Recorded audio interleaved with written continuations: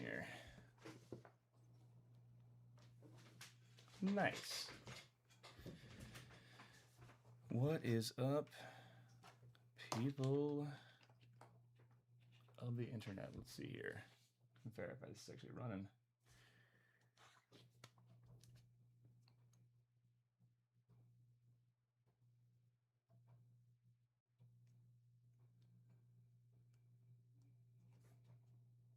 Everybody behold.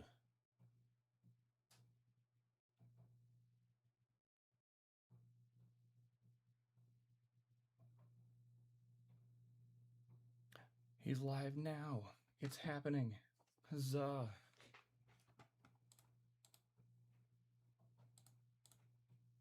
Nothing vertical needed. Great. All right. Now let's see if this also works. Going live to Facebook at the same time.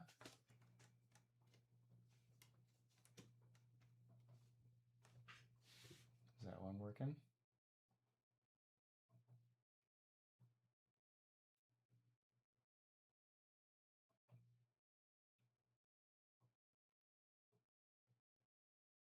In theory. See Twitch going? Let's get Twitch going. What's up, viewer? All right, I'm gonna switch over to small Clifton center monitor. Nice. Sweet.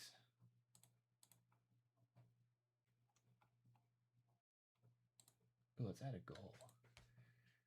Let's add a goal of 1 super chat.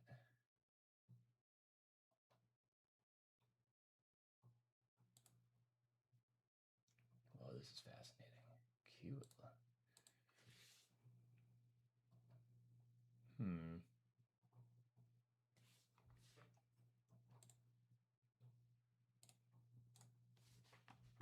right, sweet. Let's get working on this thing.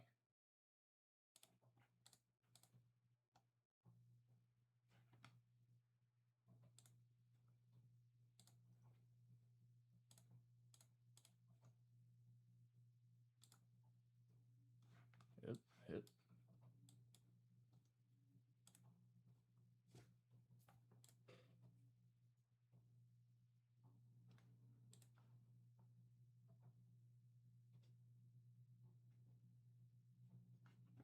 Oh, lower than the recommended bit rate. Goodness gracious.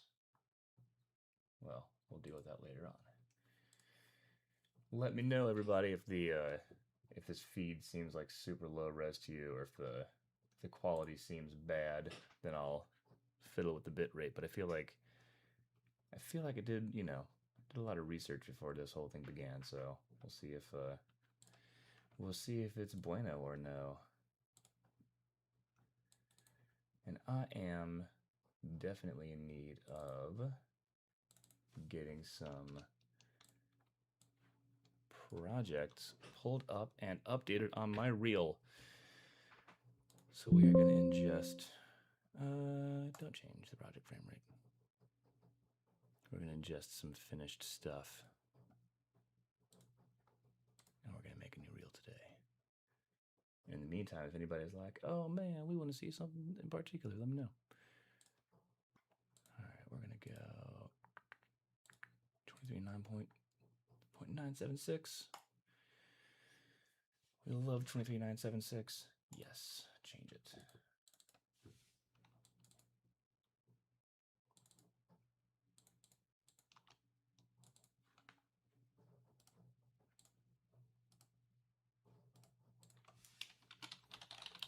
Additional projects.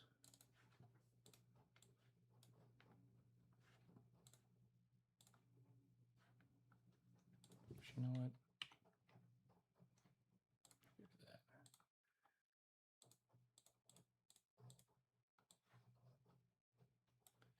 Oh man, there's a cool thing we just did. I cannot wait until it actually comes out so I can show you guys the super cool thing.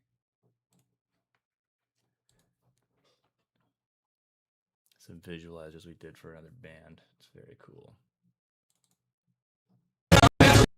Ooh, I got it. Actually, wait, is that? Is that blast on you guys? You guys able to hear that? I hope not.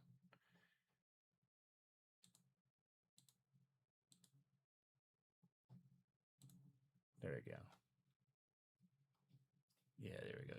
That shouldn't play for you guys now. So I gotta turn off the scrubbing sound effects. Ah! Did they change that? No, okay, well, that's good.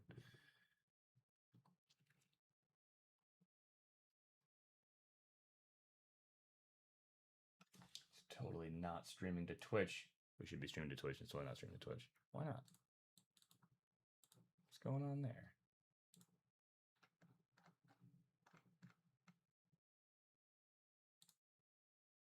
Unless it's secretly switching to my other Twitch, that would be so funny.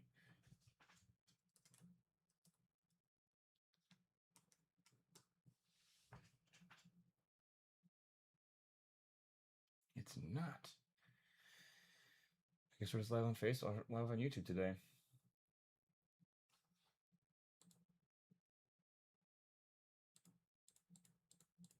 This device has lied to me. Supposedly we're supposed to be going live on Facebook and Twitch and YouTube at the same time, but it looks like we're just live on YouTube, so I don't know what is going on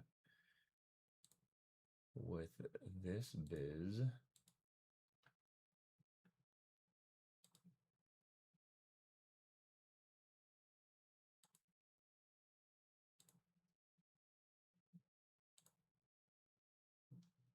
Well, we'll fix it later.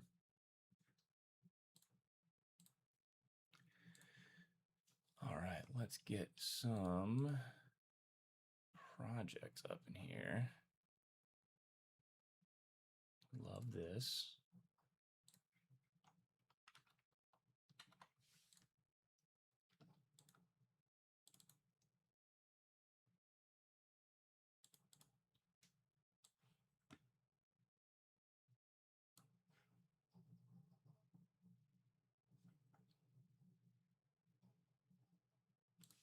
Those ones actually after all.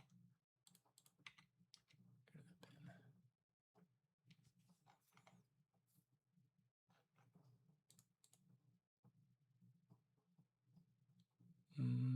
Past live streams aren't necessary. Stella beer thing was good though. I like this one a lot. Where's our highest res copy? What is 300? It's 301. I'm like, what did I do? What did I name these? All right, well, I'll pull that one down.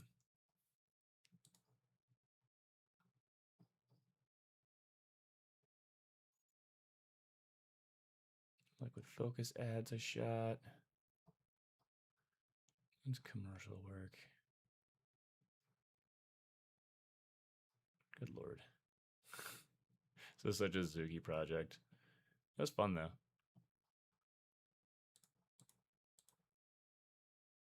Color grading, YouTube channel stuff. I feel like I just gotta start with my previous.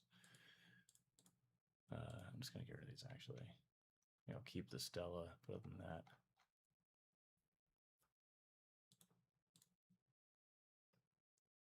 I'll keep Stella.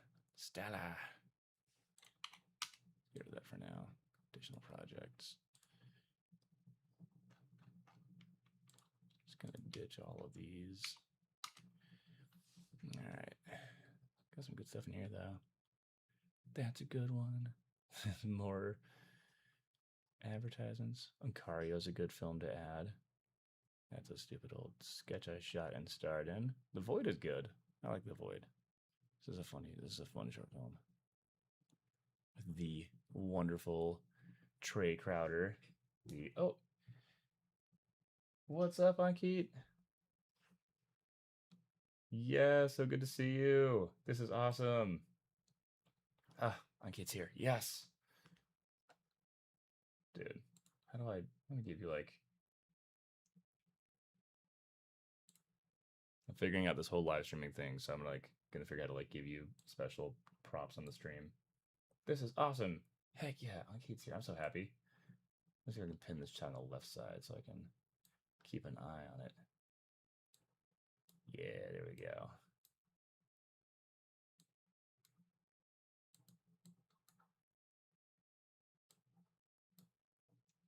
Yeah, DaVinci Resolve Studio. All right. So now we're on. Now we're moving. So Anki, does the video quality look good on your end? Like this isn't actually oh, thank you. The coolest newsletter. I need to actually send out some more newsletters. I'm actually working on a LUT pack at the moment that I think you'll really enjoy. That's like gonna be I'm gonna have like a freebie version of it available for the newsletter and like channel members and stuff. But basically, it's like an ETTR thing, so you can do the set it and forget it native ISO on your camera, and then it will like automatically push the image to where it looks super rich and clean and not like overly washed out. So you'll be able to like leave your camera at native ISO, do the expose to the right thing, so you get really good data on the high end because the sensor wants a bunch of data, like a bunch of light information, but then it doesn't look all washed out and junk. So it's sort of the sweet spot between the set and forget it approach and the exposed to the right concept. Oh, here's a fun little test shot. I guess I never really aired this. This is just a fun test shot I did when I attached a what's it called? I attached like a camera rig with like some Condor Blue mounting stuff to the front of my car, and then me and Brigitte just drove around.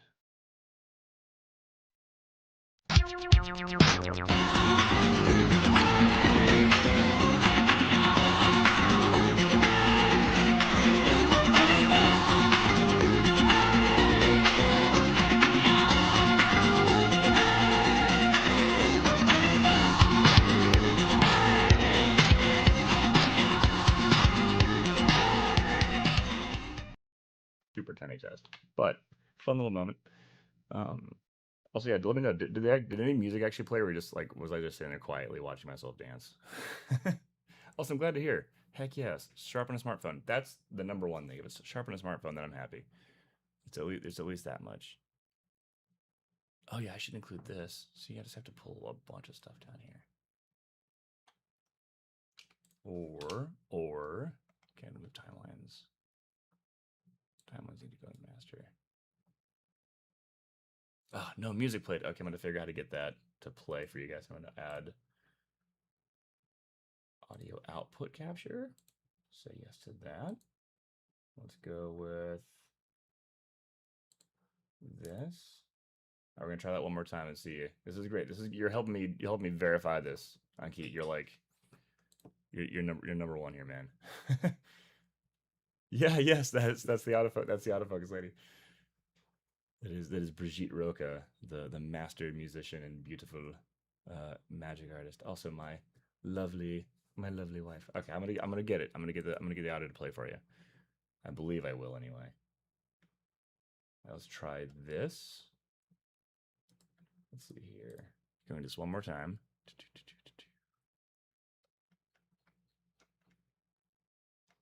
Because you guys should be hearing some Daft Punk when that little video clip plays.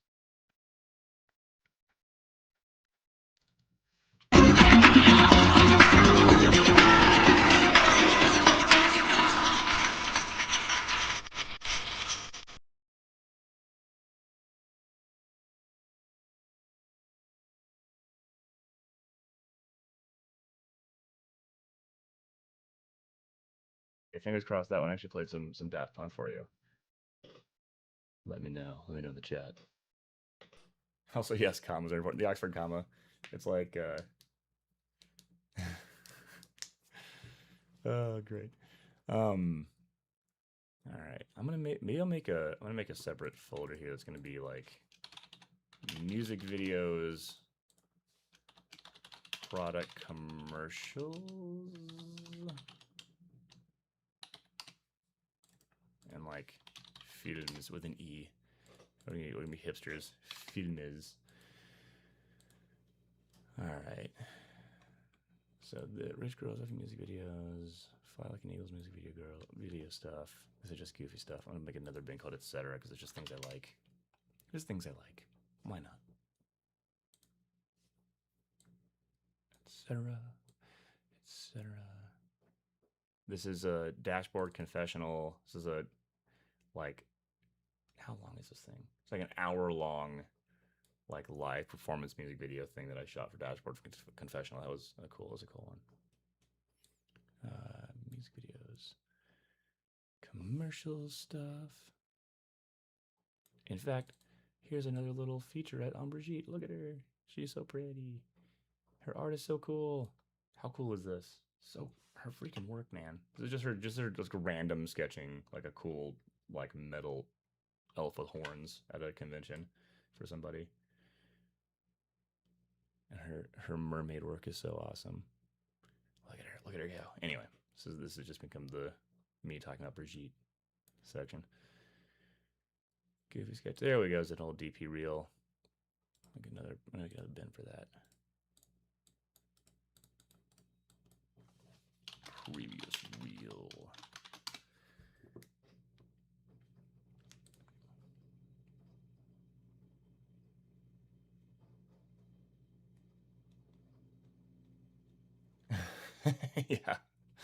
Yeah, very definitely commercial color grading versus narrative and art color grading for sure.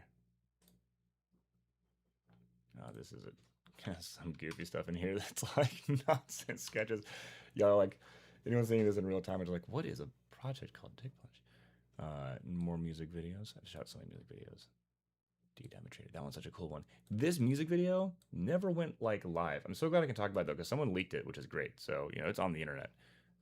Lingua Ignota, we did this like 10-minute long music video for this like crazy like heavy like metal ass gothic song. And she like crazy crowned things. She gets crowned all those crazy ass crowns like throughout the music video, all those crazy environments. And then we've got like backup like dancers like flogging themselves with lights. It's such a wild music video. We shot this thing in a mausoleum. We shot this in a burned down house. We went out to Joshua Tree. Like, this was such a cool project, and it never went live. I'm loving 21 beta. It's really cool. The photo feature tab is awesome. And I'm gonna do an entire video or walkthrough. I might even just do it live because I'm finding that, you know, let's go Big Clifton for a second. Boom, Big Clifton. Ha! Check it out. I got like switcher tools going on.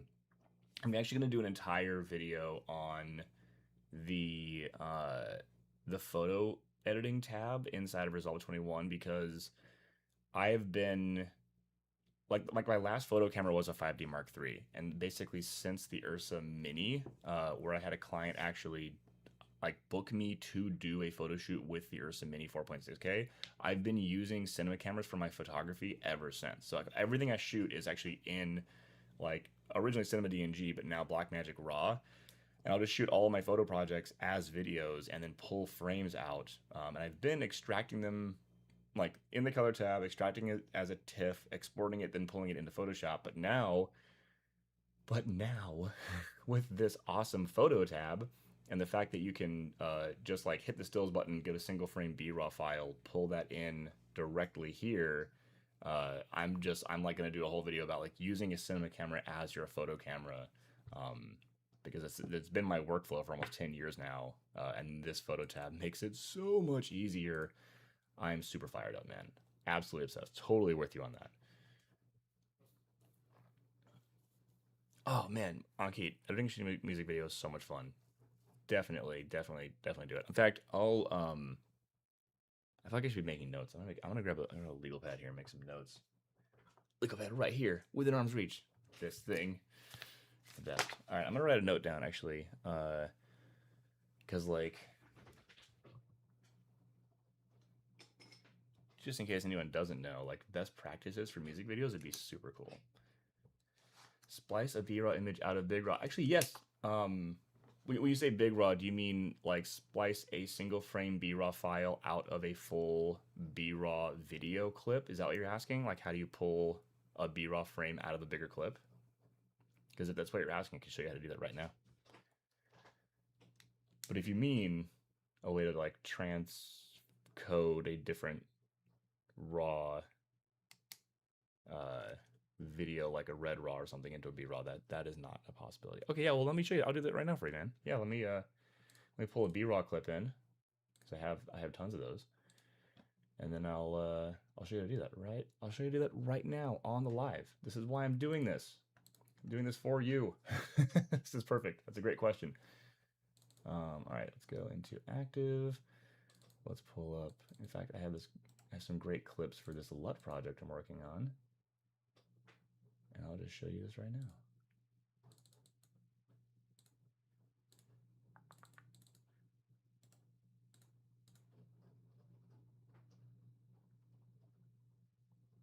Okay, hold on. Look for ETTR LUT project.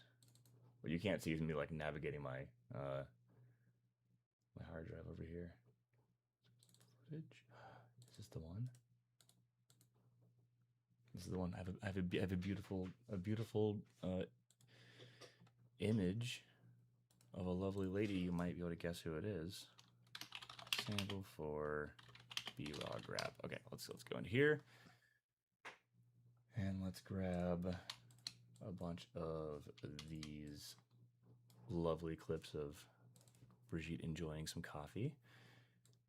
So, okay, so we've got this great shot of Brigitte enjoying some coffee, as you can see, right?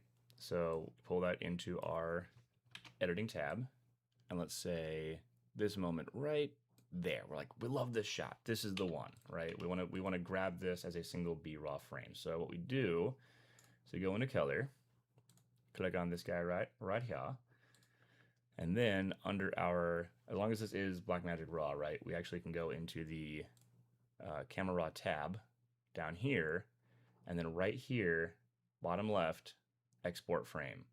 Click on that, and then you can, let's see here, I'll just make this under downloads, and we'll say new. Cool, so we export this as a frame here, boom, and then you can go to the photo tab, and then using, where is new folder? Under, there you go. Yeah.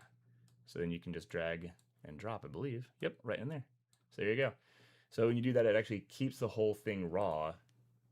No, that's not, dude, that's not so dumb at all. I actually had to, at NAB, I went to the Blackmagic booth, and I was talking to these guys about this exact thing. And I was explaining to them how I want to be able to use this photo tab in a specific way. Now, what is frustrating, and we'll see if they add this later, because this is something I actually did specifically for, I put this request in and they like kicked it up the line, so we'll see if they end up doing this. But like, there's really no reason to have to export the frame from here and then drag it back in if this can all live internally, and there's space right here. So it'd be nice if instead of just export frame, there was a button right here that said like send frame to photo tab or photo edit frame, something that's like a super short sentence right here. You could just click this one button and it would just pop it in here automatically for you. Then you could pull it in from like Red Raw, REMXF Raw, or even like, you know, even if it's like a, you know, like a ProRes file or something. Like that would be super nice if they had that as a single button. But I have asked them to do that. So if they end up doing that, I'm telling you, if they end up doing that, credit to me. Not that I like need the validation, but you know, if they didn't doing that, that would be super cool. Yeah, and then once it's in here, obviously you can do all your photo adjusting and stuff. And honestly, you know what else I'm curious about? Let's do this while we're here. Let's find some stuff out. Because like a color grade, you know, if I change things here, I don't know that that's going to change the frame that gets kicked out on that end. Let's find out though. Let's make some adjustments here. And then let's, yeah, just with some more contrast. Let's export the frame again. And then let's drag that back into the photo tab. Oh, oh. Well, that's interesting. Oh, I see. Because it's actually already on the, I see. Because it just put me into the timeline of that photo rather than putting me into the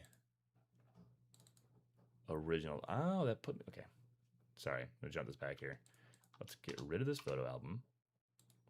Photo tab is empty now. Let's go back to our timelines. Now here, let's make some adjustments.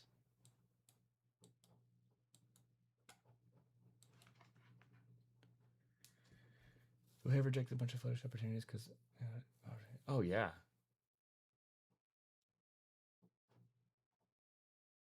Make sure you see sRGB. Right. Yeah, exporting a frame in terms of like, are you saying in terms of like exporting, where you like grab the still and then hit export? Because if you do that, then maybe you have to do some other stuff. Also, if you do it this way, because this is how I've been doing it for years, right? I've been like, I pick my frame, get the color, kind of like a roundish how I want it. Obviously, I'm doing this like a down and dirty, super quick kind of like look here, and then like grab the still, then from here export. But if you do it this way, what happens is whatever your timeline settings are is what it actually sets permanently as the still frame. So like right now, my project settings, my timeline's set to 1080p, which means this still is 1080p. But if you want this to be a 6K frame, you have to like set your timeline or project setting to 6K, right? Which is not a preset here because this was shot on a 6K camera, so do 4K or 8K or like manually type it in. Then grab the frame, then export it. But if you do it from here as a BRAW export frame, then it actually stays source resolution without having to mess with your timeline. So like this hugely helps my process a lot. And since I shoot BRAW exclusively, it's not a problem. But for anyone shooting like ProRes or another codec is like super frustrating. Also like exporting it as a JPEG is like really compressed and junky and restricts it to 8-bit. Exporting as a TIFF creates a super giant file that's not really necessary. But I'm curious if I like have a little color here, then export the frame. So let's delete these real quick. And then export the frame. Will it keep that color data when I pull that frame back in? It does not. Okay, cool. So it does kick it out just as it was without the color grade.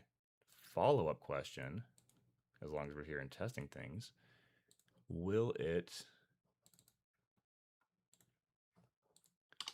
kick out camera raw settings if you change these first?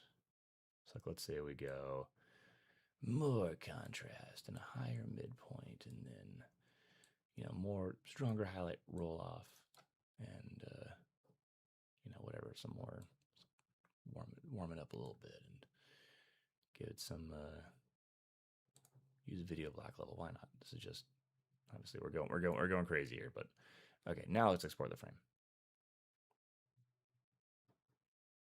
I'll say this is 583. Back into photo tab, drag that in. No, does not make those changes. Interesting. See, now I want to see if there is a way. I mean, not that you need to do it because there's all these, all the editing stuff is here on the sidebar as well, but it's always fun to see if this can work. Final question before I stop fiddling with this. Let's trash that photo album yet again. Get rid of these, and then let's go back to our timeline. Now, if we start here and update the sidecar, and then with an updated sidecar, export the frame and pull it back in, now will it? Aha! Oh, wait, nope. I lied. Fake out. Interesting. So it totally doesn't do that.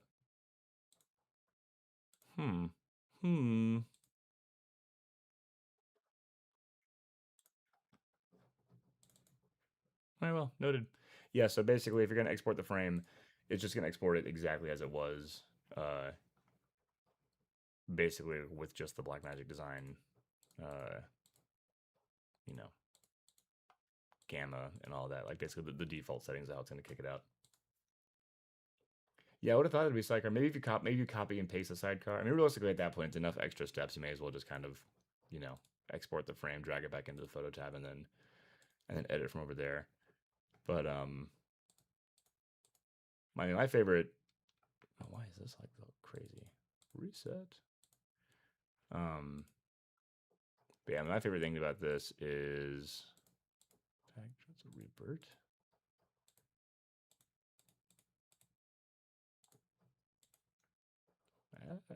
Reset. Okay.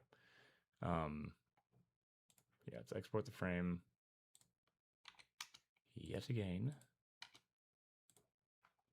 I was supposed to be editing my reel, but I'm just distracted. That's fine.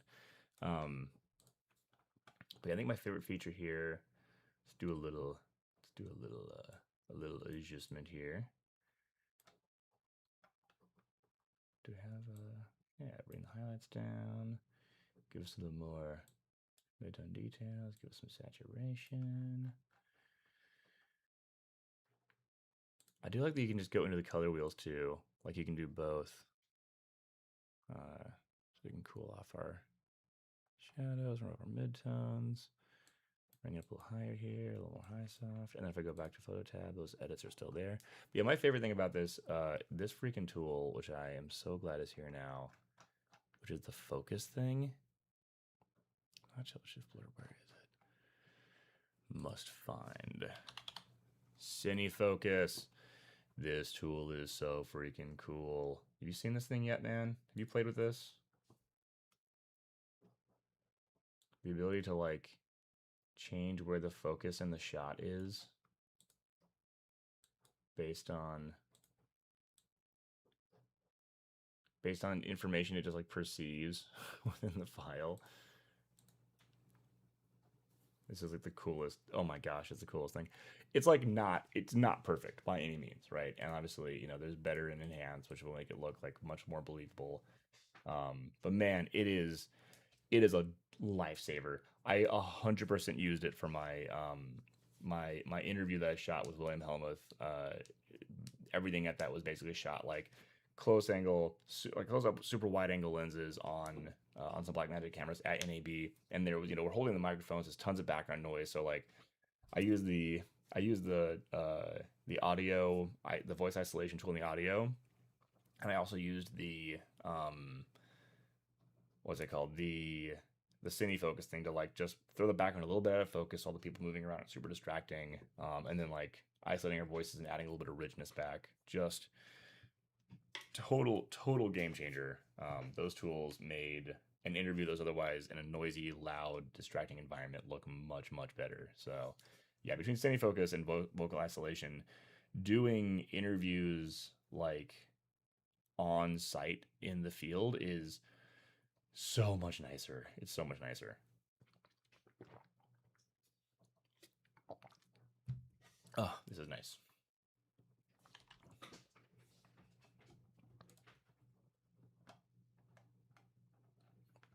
Let's see here. I think give a little preview. Let me see if my ETTR LUT is. I think I have it. I have the base version of my ETTR LUT saved. I can show you this real quick. You know, since you're here on Keaton, I know you will appreciate this for sure. All right, master. Let's make a bin called timelines. Where our timelines will live.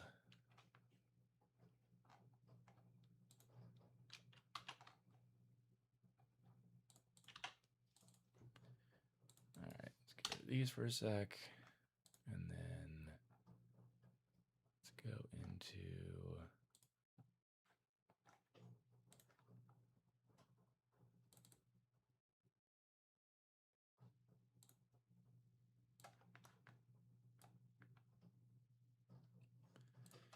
All right, so I'm gonna grab all these because one of these is the perfect example shot for this.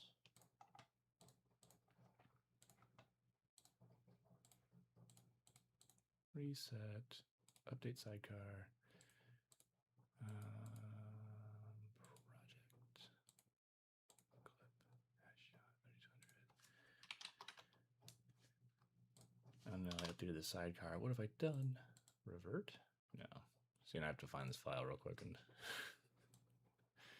Miami pool, reveal and storage.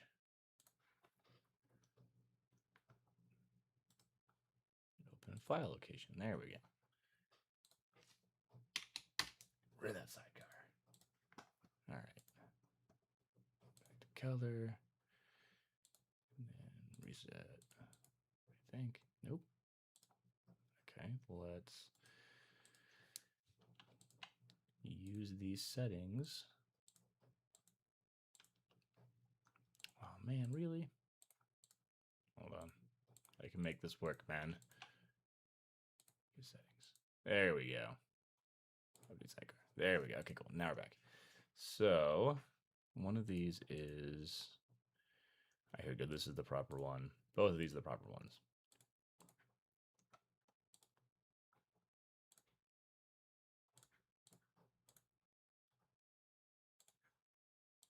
And this was shot at 3200.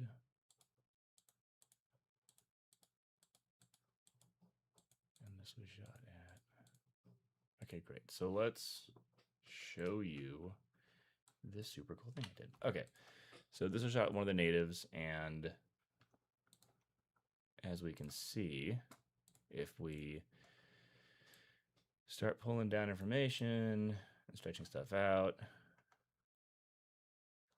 then I don't know if this is showing on the stream, but this, oops, basically like it gets super noisy here in the shadows.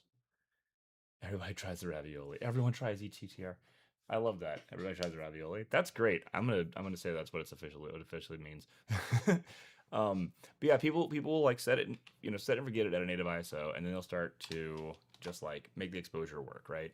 So like if we put on like our Black Magic, Gen 5 extended video, like we're here, as we start trying to recover some shadow information, it's like noise central in the shadows, right?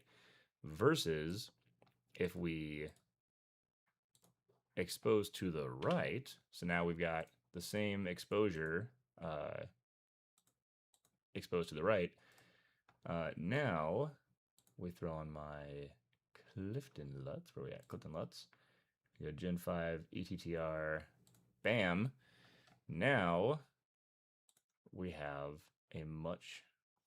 Whoop. So now we have like the same exposure between the two, but this one exposed to the right. And so if we add some shadow fill, it's much cleaner in the shadows. So like we don't have nearly as much noise as we bring shadow information up when we expose to the right. So like, yeah, with my ETTR LUT, it looks exactly the same as like setting it and forgetting it and exposing incorrectly, but you actually can appropriately expose it and still have clean shadow information, so you can pull up information and get like much cleaner shadows. So like I built this very specifically for this purpose, that like between these two images, clicking left and right between these two, like there's no noticeable difference in terms of exposure, in terms of like the color and everything, and even like the, like I'll zoom in here. Like here's the highlights between the two. Like we're not clipping our highlights, right? But then when you increase your shadows,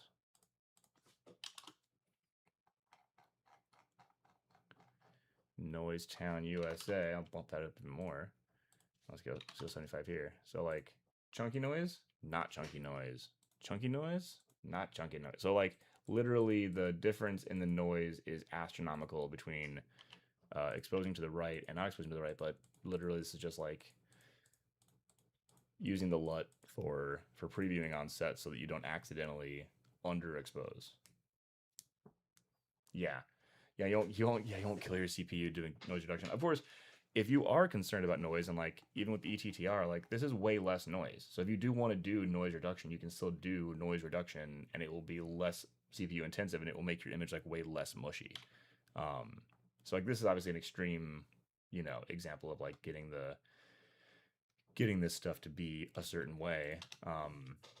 But like, let's get to that frame where she's like about to take a drink. It's really nice. Is that the one? Yeah, mid drink frame. This is a nice frame. We'll cut this here. Slice. And then, yeah, the other cool thing too is you can pop on my ETTR, and then you can still do really cool things like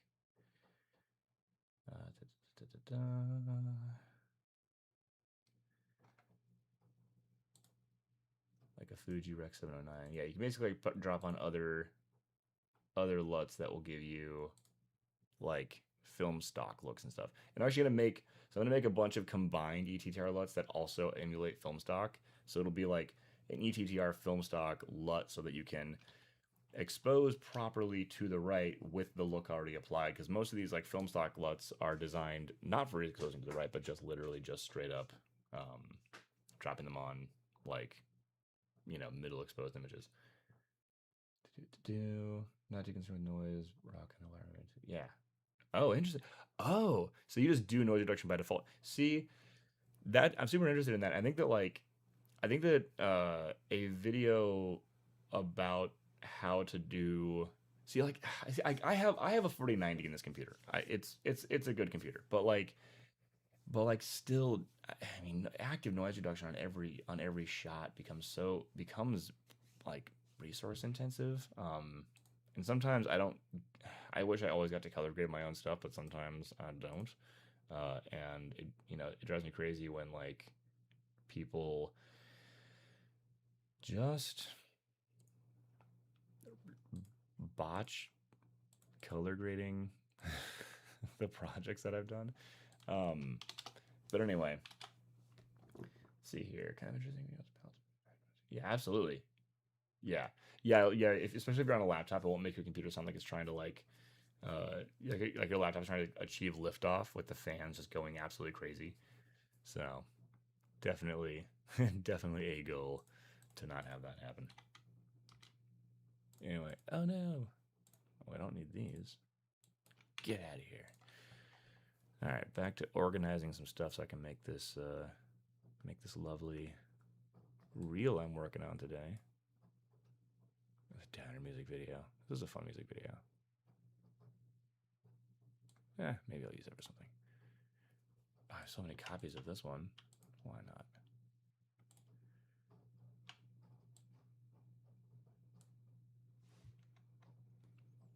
Connor Blue ad. Starring once again the lovely. Okay, looking good. Alright, the commercials. Product. And commercials. Alright. Oh, yeah, corporate green screen work, yeah. Yeah, corporate green screen work will also make you feel the pain of 8-bit. My first ever corporate like gig, early in being like a videographer, right? Back when I was like, oh, I've got a 5D3, I can just go shoot a corporate video. 5D3 does great video footage, but then like the internal anti-aliasing filter and the internal noise reduction and the 8-bit color, like there's just no way to get a clean edge on someone with green screening. So it was rough trying to figure out how to like degrade the background image in a way that would make that key kind of work out. Yeah, RAW definitely helps a lot. At least 10-bit, like at least a decent broadcast camera for green screening, green screening and keying is pretty critical.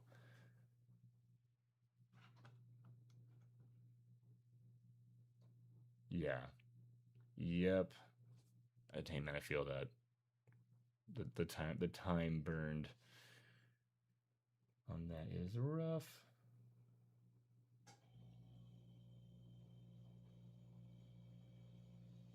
I'm excited for what I figure.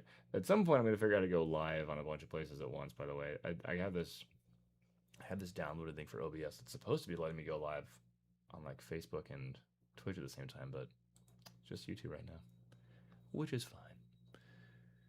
All right, so music video. Music video.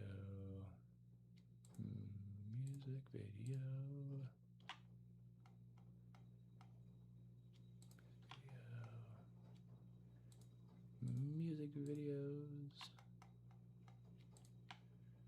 Yeah.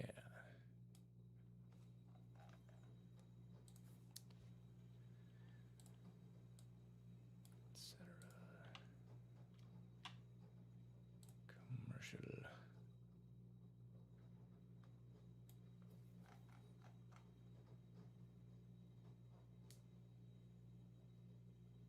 Yeah, man. Hey, I'll be here.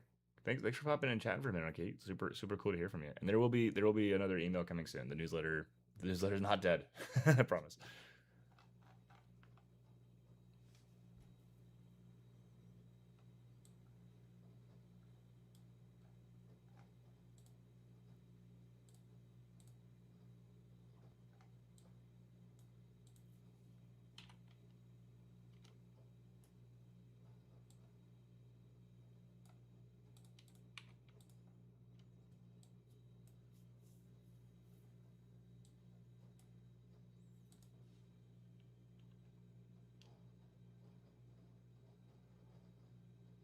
Oh man, that's so funny.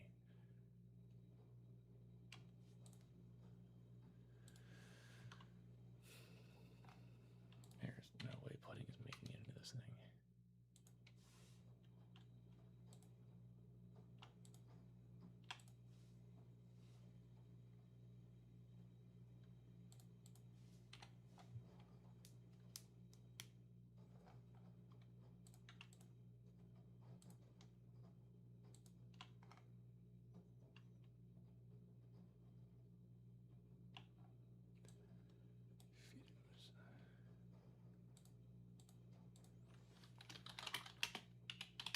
Sketches and etc.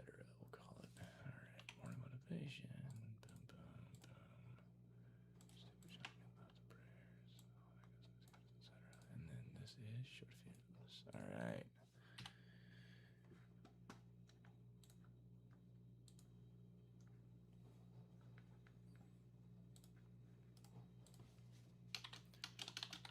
Music for edit. Let's go ahead and put all those in there.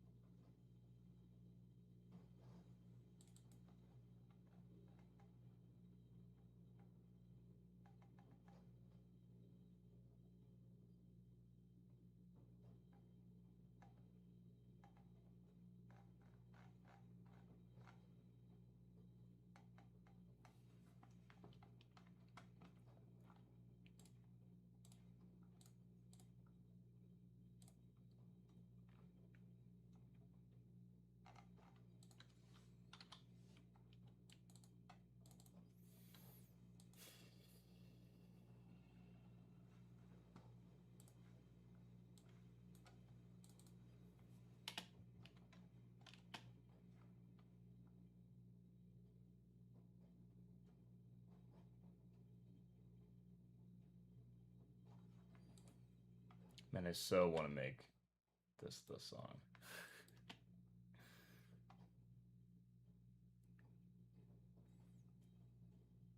There's just no way.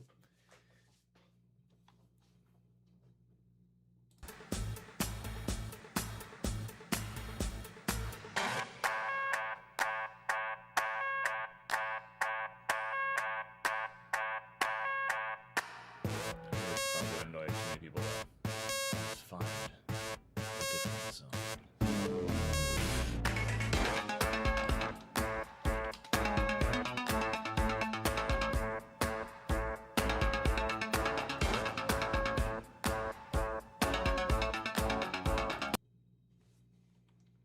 There we go.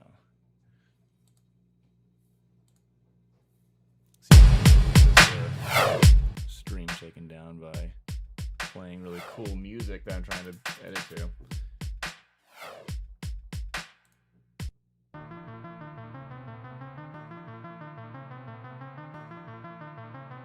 mean, honestly, dude, maybe Outlaws though. That'd be sick.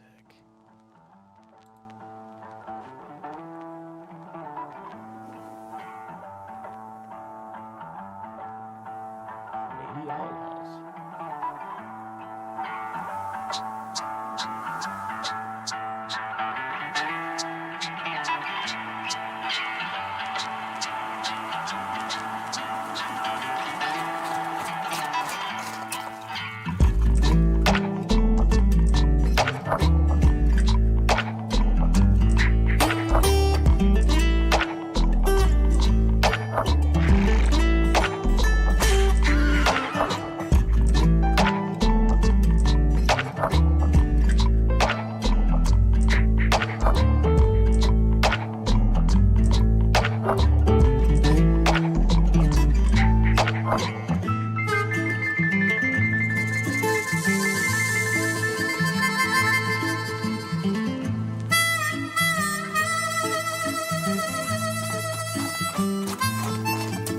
Or maybe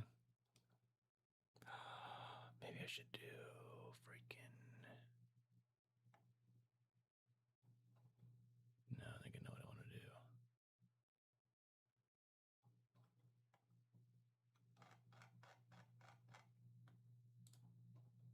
Maybe I want to do the Toxic Avenger song.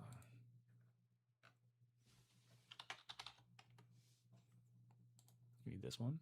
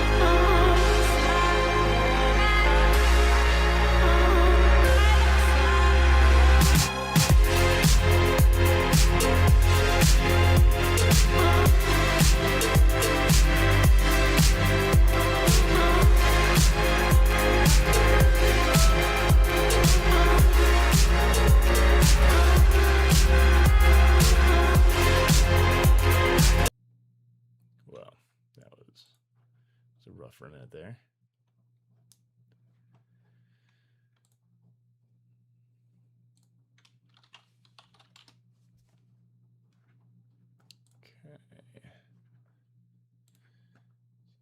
Definitely gonna use that one. That song is way too sick not to use. I got real good.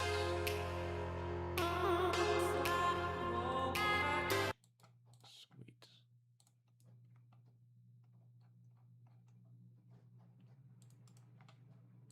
Let's show beats.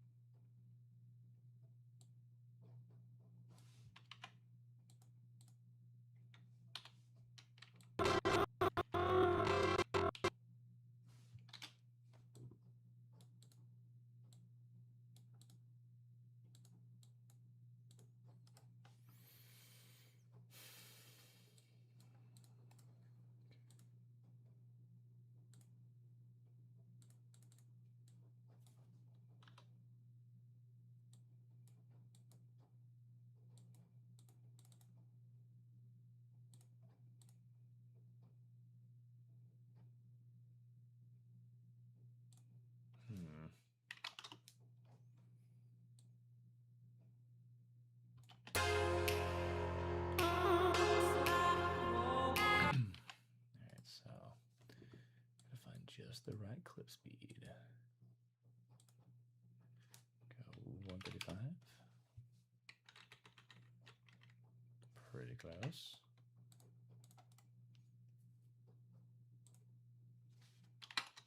140. Aha! Perfection. Now we have.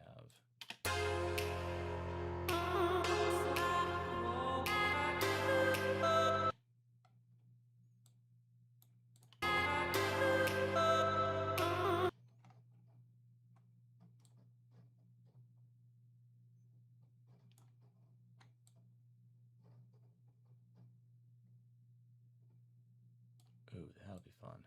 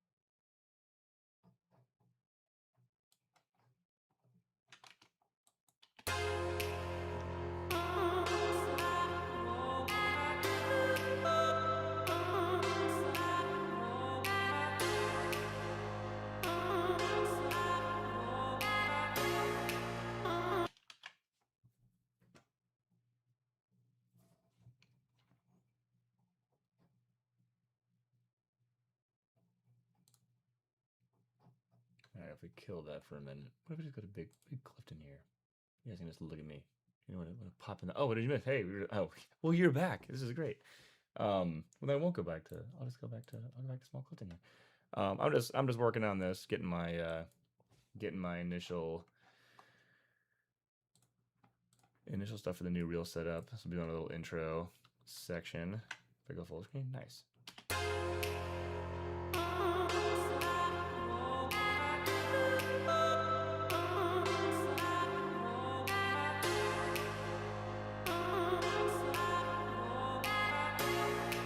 Yeah, that's about how far we are so far. Basically getting my, getting the vibe going for the beginning. Show off the flagship, show off the moon basically built in a garage for our little short film. Trying to spend too much time in this film because there's a lot of other projects to show off in the reel, but just a little something to kick it off.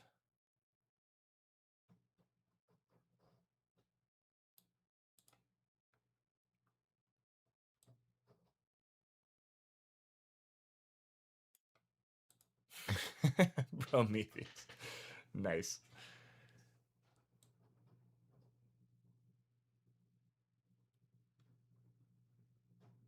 I'm just gonna jam this thing full of $1 million shots. All the most expensive looking stuff I filmed. There's the. Maybe I get this shot. I love this shot. This is a great shot. Dude looking out the window is pretty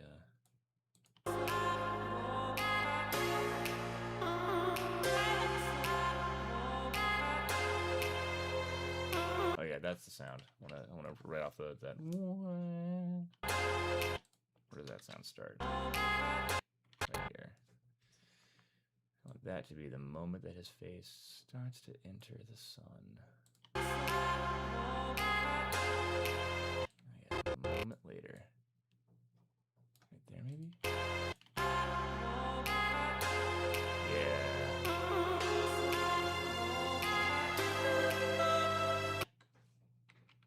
And that's the spot to cut it.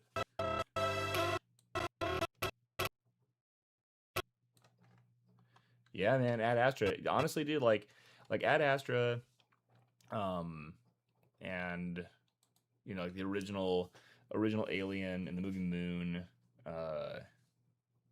Yeah, we're huge fans of the just practical effects everywhere possible.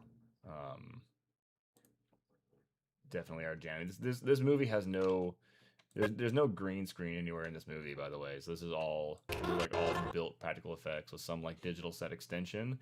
But we didn't do anything green screen. And this particular shot, I need to do a whole BTS feature on this because this shot here, this is built in a 2-car garage in a residential home, and everything that happens on the moon base, all this stuff takes place in our 2-car garage setup that we built, and then this is a scene that we shot in a flight simulator that someone had access to, and then everything that happens planet side when he goes down to the super destroyed Earth is all what's it called? We went to Iceland to shoot this stuff.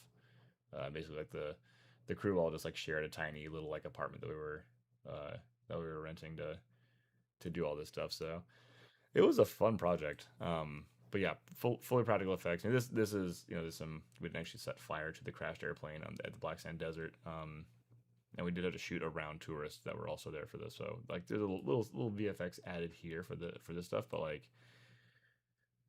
yeah, even this stuff here. In fact, I'll include this shot here. So after he puts his object down, in case you haven't seen this film, it is on this channel. It's my top viewed video on the channel. But this shot, this is actually a miniature setup that we built in my backyard to look like the Icelandic landscape, and then it's we're dollying in here on this miniature setup that we built, and have this lightning strobe effect going on, and this is all actual dirt debris that's being blown by a leaf blower. So Yeah, we like intercut between you know, a scene we did where we built the interior of the pod for him to be like trapped inside of, with strobes firing down, and then we like shoot, you know, change the exterior of a miniature object, and then he's been like kind of comped in from another angle. But yeah, no, it was a nice project. We're doing all practical effects. Darius Wolski, nice. Yeah, I'm not as familiar with Darius Wolski. I need to do some additional research on this. So that shot's good. This stuff's all kind of cool. The cockpit's sort of neat. Might be cool for like the little clicky snaps that go on throughout the song.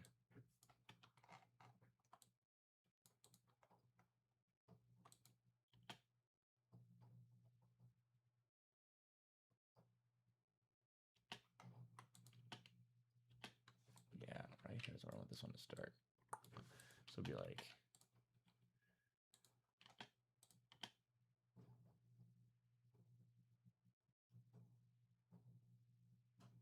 maybe I have it start one click sooner, so the audience's eyes can adjust.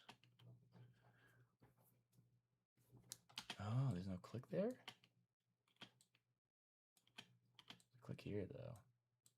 Is that too long? Is that a boring? Oh, in movies. Okay, I see. Okay, that makes sense. Darius Wolski shot a lot of Ridley's movies. Oh, well, then yeah, man, that's exactly the vibe. You totally get it. Ankita's so well versed, man.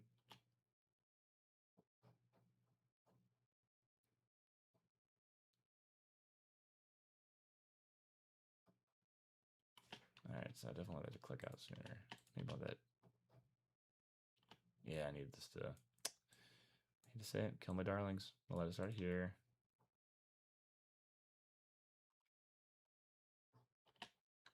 Is that a click? Oh, this is a click. Okay, I'm gonna click here. See if that's too long. You get to watch the slow creative process of replaying the same clip over and over. But that's the point. We're just hanging out, watching the many hours long process of someone cutting the reel together.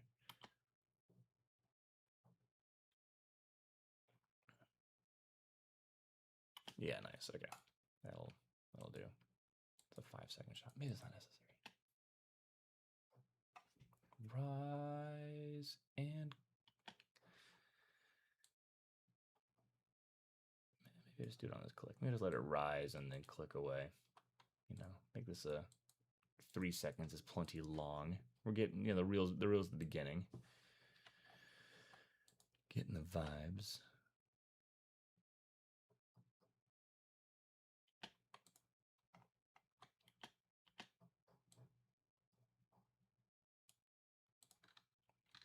What do again? Yeah. It's so funny. It's like I feel like yeah, by the time you've cut a music video or something to a song, music video or reel to a song that you like, you're like, I am done with that song. It's like having a ringtone. For the 3-second time loop, it's true. Like, no, let me out of here. Why is this happening?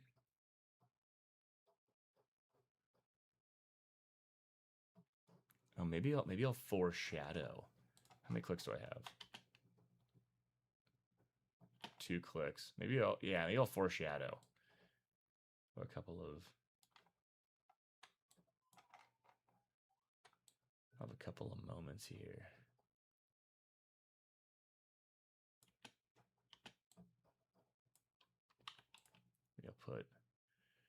He'll put part of his struggle in the cockpit.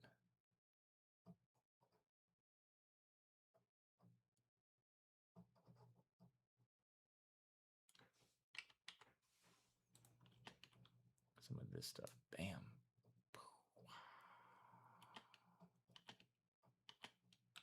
See if all this works. Or if that's way too long a clip.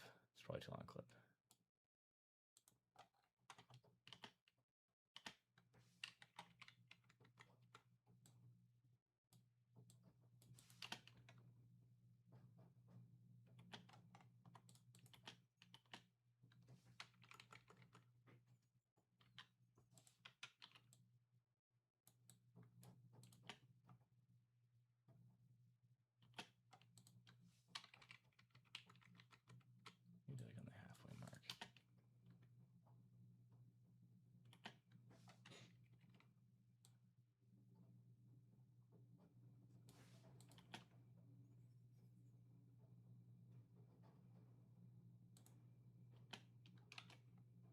All right, man. Can you tell me, does that make sense within the sequence?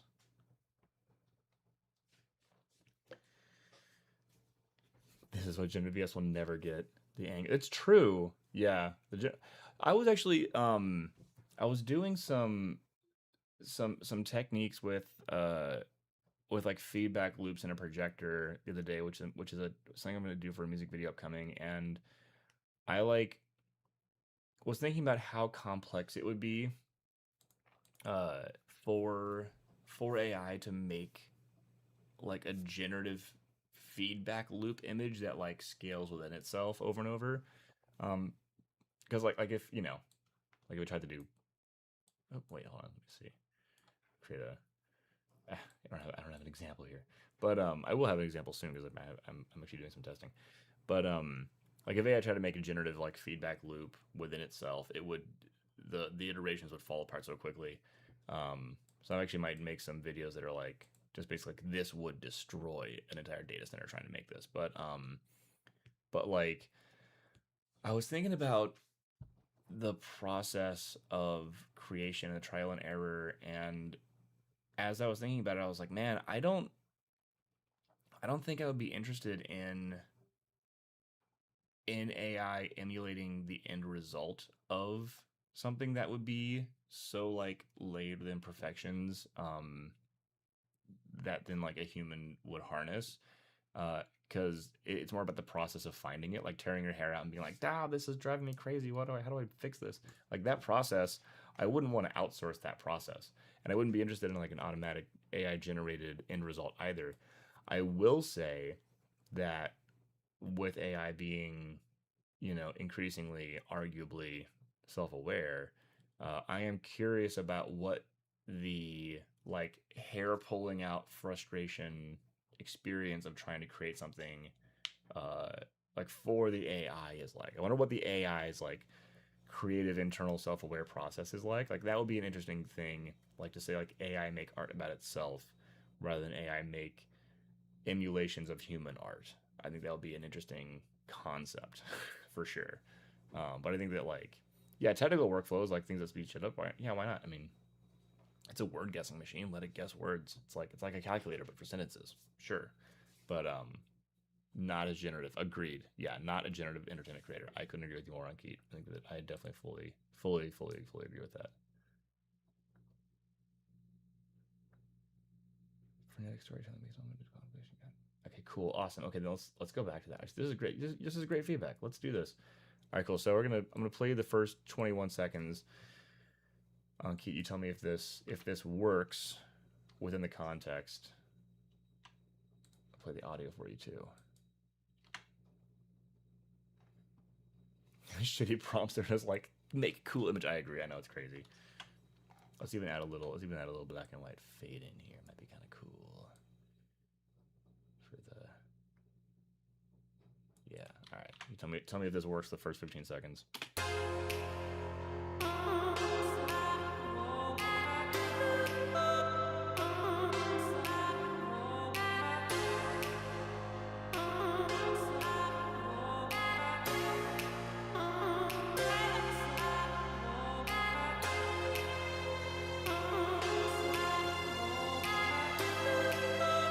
I feel like maybe it's too frenetic. Maybe that little spot right before. Maybe I should just make this part not crazy. I'll jump into that stuff in a bit.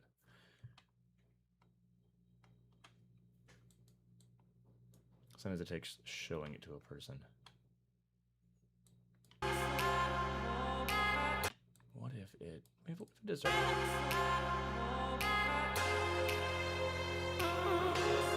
You're right. It is better. Let's let that play out a little bit. But is this too long? Holding this for 7 seconds? Maybe that's too long. Well, I don't know. I think also being able to show off like cinematography doesn't have to be a bunch of like 3-second shots over and over. It can be a little more chill.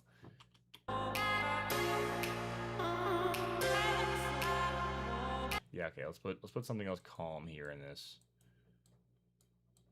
2-second gap.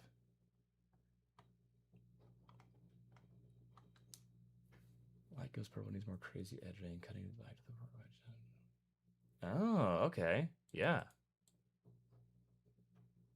Okay, that's not a bad idea. Let's try that. I like where your head's at. This is honestly a really long shot, so like there's room to chop this thing. Let me try this. Oh, in fact, right there's one of the snaps. I love cutting on these snaps.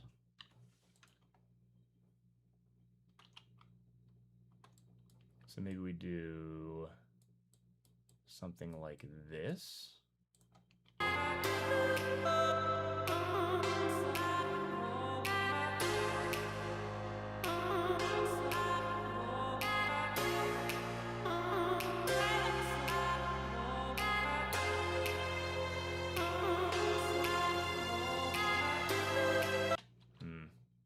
I like it.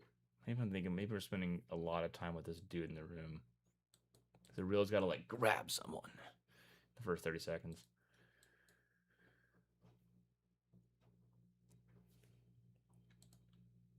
I gotta just get an editor. There's someone to edit stuff for me.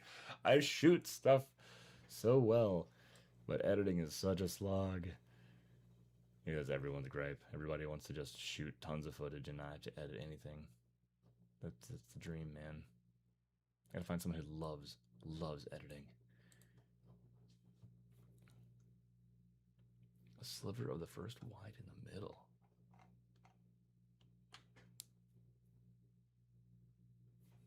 This is great. It's great feedback.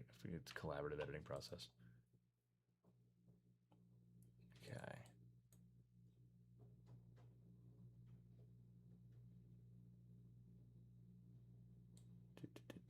Boom. Because of the war, oh my god. Oh, is it? Wait, is it the I'm like, which war? There's so many wars going on. Is it the Ukraine war affecting you? Or oh my god, what am I talking about? The Middle Eastern war, of course, also, right? There's so many wars happening. Oh my god. We're gonna look back and realize we're in World War III right now. I mean, shit, dude. Yeah, I may have to find some money and do that. I have to find a way to do that.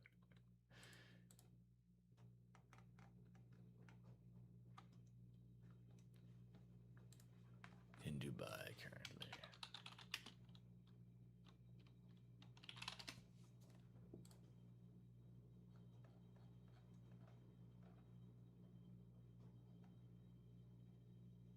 Oh yeah, you're right there. Yeah, damn. Yeah, you're like right there. Shit.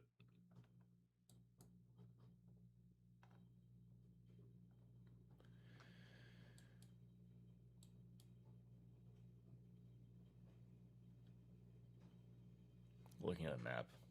I guess that's not great. But Dubai is so fancy. Dubai is so fascinating as a place, and the economy of Dubai is endlessly fascinating. Well, this is the Clifton and Ankit show. This is fun.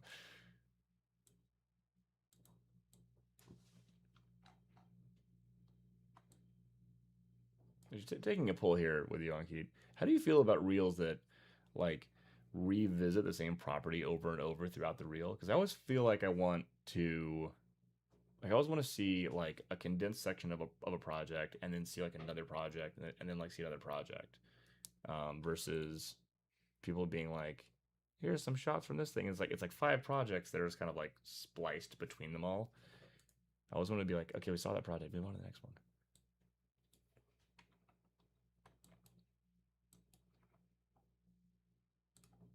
I'm gonna save you having to hear this song 400 times like I have to hear it.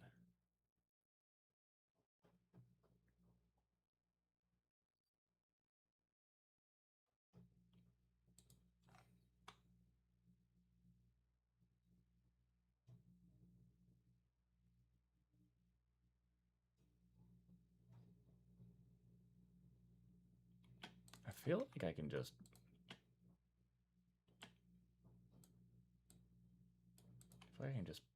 move to some planet side stuff here. I don't know why I'm not as crazy about these shots of him in the just MCUing. Yeah, exactly.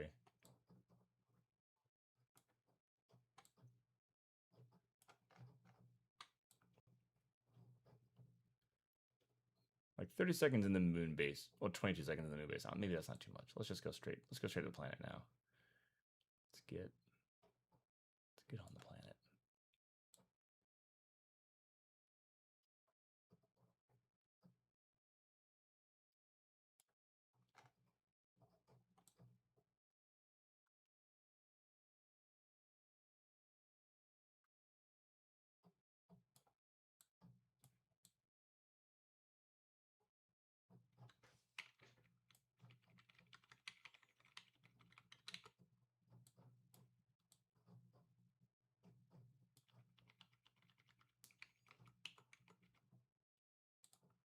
I feel like I should just be playing just cool jams in general. Let's just do that. I'm gonna turn on the music.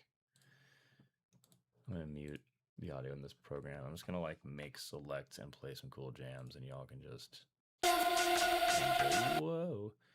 Let's see here. Let's put on Outlaws. My friend just introduced me to this like 2 minutes ago.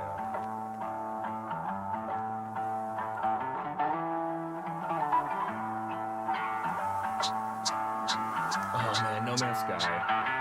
That's what those games are all about. Such awesome. Yeah, they had such killer potential, and like, I love the idea of No Man's Sky so much, and it was one game that, like, I guess it wasn't super well received when it first came out, and then a bunch of things, it was like kind of moved on a lot since then. Oh no, too loud. Let me turn it way down like that. If I do that, hold on. How's that? Is that better? Because otherwise I'm like yelling over the music. Is that a good background level at this point?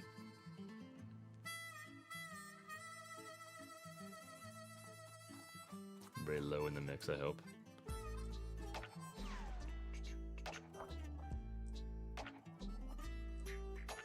I mean, I can just kill the music too if you want. There we go. Okay, sweet. Love that. Love that this is perfect. That's what I'm looking for. Alright, so like... It's like, oh, I'm having a bad time this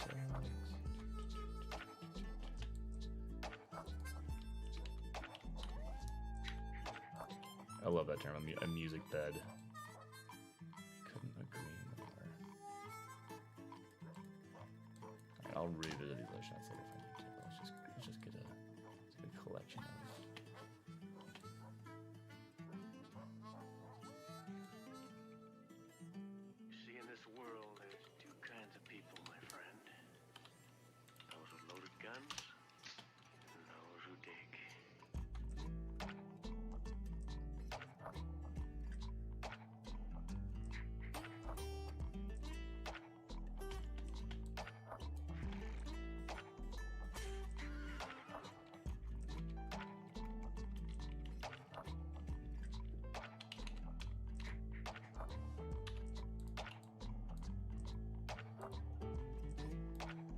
Oh, dude, yeah. Man, I am so hopeful that we get, like, a real-life cyberpunk world before the robots melt the planet. Or, like, did you ever play Stray? I like the robots and the AI representation in the like, play a cat simulator. It's a fun game.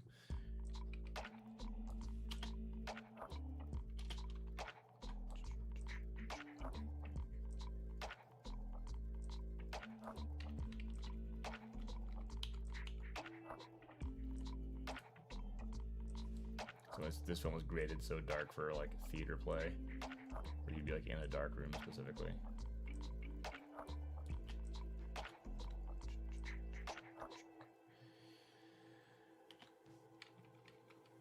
You may end up accidentally hearing me like crackly beatbox music a bunch. Oh yeah, the Pip-Boy. Yeah. It's actually that thing on his arm is a. It's actually, this is a fun fact about building props for sets and stuff. So this is the top of like a plastic toy tank that we broke the swiveling mechanism out of the middle of it. And like spray painted it down, and then the screen that's underneath it, because it actually has a screen that functions, that he like looks at throughout the film, like in the shots. It's just like an iPhone playing clips. So you can make great props out of like anything. That song is a little bit frenetic. Let's go back. There we go.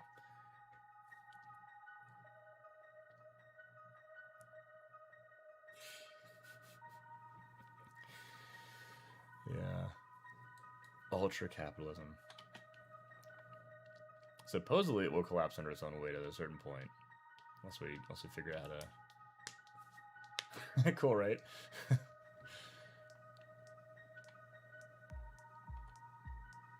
cool. We don't need that last. Maybe we flip those. No, terrible time. Freaking. The planet sucks. I thought it would be sweet here, but it's dead. Anguish. Alright. That'll be like climax scene. Climax in the audio. I have so much I want to put in this reel that I want to just like make the entire 6-minute song, nearly 7-minute song, into just like basically like a real music video.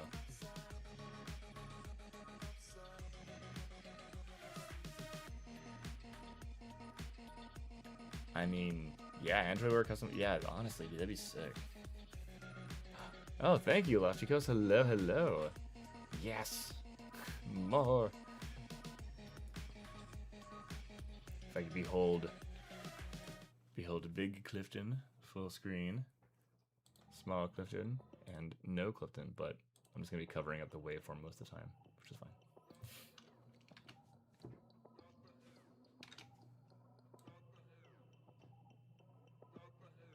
There's so many other new projects I really want to showcase, but I can't not show the flagship. So I'm so done showing this project in my reels over and over, because I just send people a link to the entire film. But you know, there's so many like just killer like $1 million shots in this thing that I cannot not use them, because I always put a new song to every reel. I have to like recut it and find the shots again, find the shots anew every time. It is what it is. You gotta do what you gotta do, man.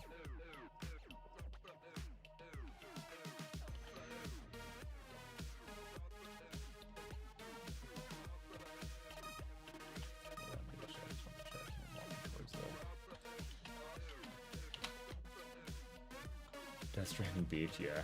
So many people have said Death Stranding. Actually, I believe we were actually in the middle of making this game before Death Stranding, or this show before, this short film before Death Stranding came out. Death Stranding, I want to know release date. Yeah, so Death Stranding came out in 2019. We were actually filming in Iceland for this in 2018. So we didn't even... Death Stranding first trailer? Okay, I guess there was a launch trailer. I'm so curious. Does the reveal trailer show the... Gotta mute this. Mute. Hurry. There you go. Does it show the backpack thing? Not really. It just shows like a naked Norman Reedus in the... Yeah, so like... It's so funny, yeah, because like we literally came up with this idea totally independent of Death Stranding, but everybody's like, it's like Death Stranding. Like, actually, well, I mean, there's two people have the same idea at the same time, like a backpack and a dude wandering around.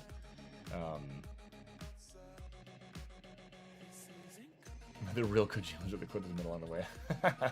That's awesome. Oh, that's great. I love how universally though everybody's like, Iceland absolutely rules. As soon as we mentioned like, hey, I went to Iceland for part of this, we're like, that's so awesome. Everybody just knows immediately what it looks like.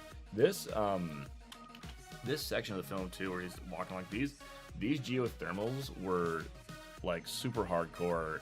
We were being really careful about where we stepped, because when we would step on the soil, it would like steam would like come out between the cracks of the soil around our feet in certain areas. So we were like, oh, we're like on top of like open channels of steam moving underground. And you know, basically, you know, they're kind of like, I mean, you know, there's a little sign here that's like, be careful, don't step out here.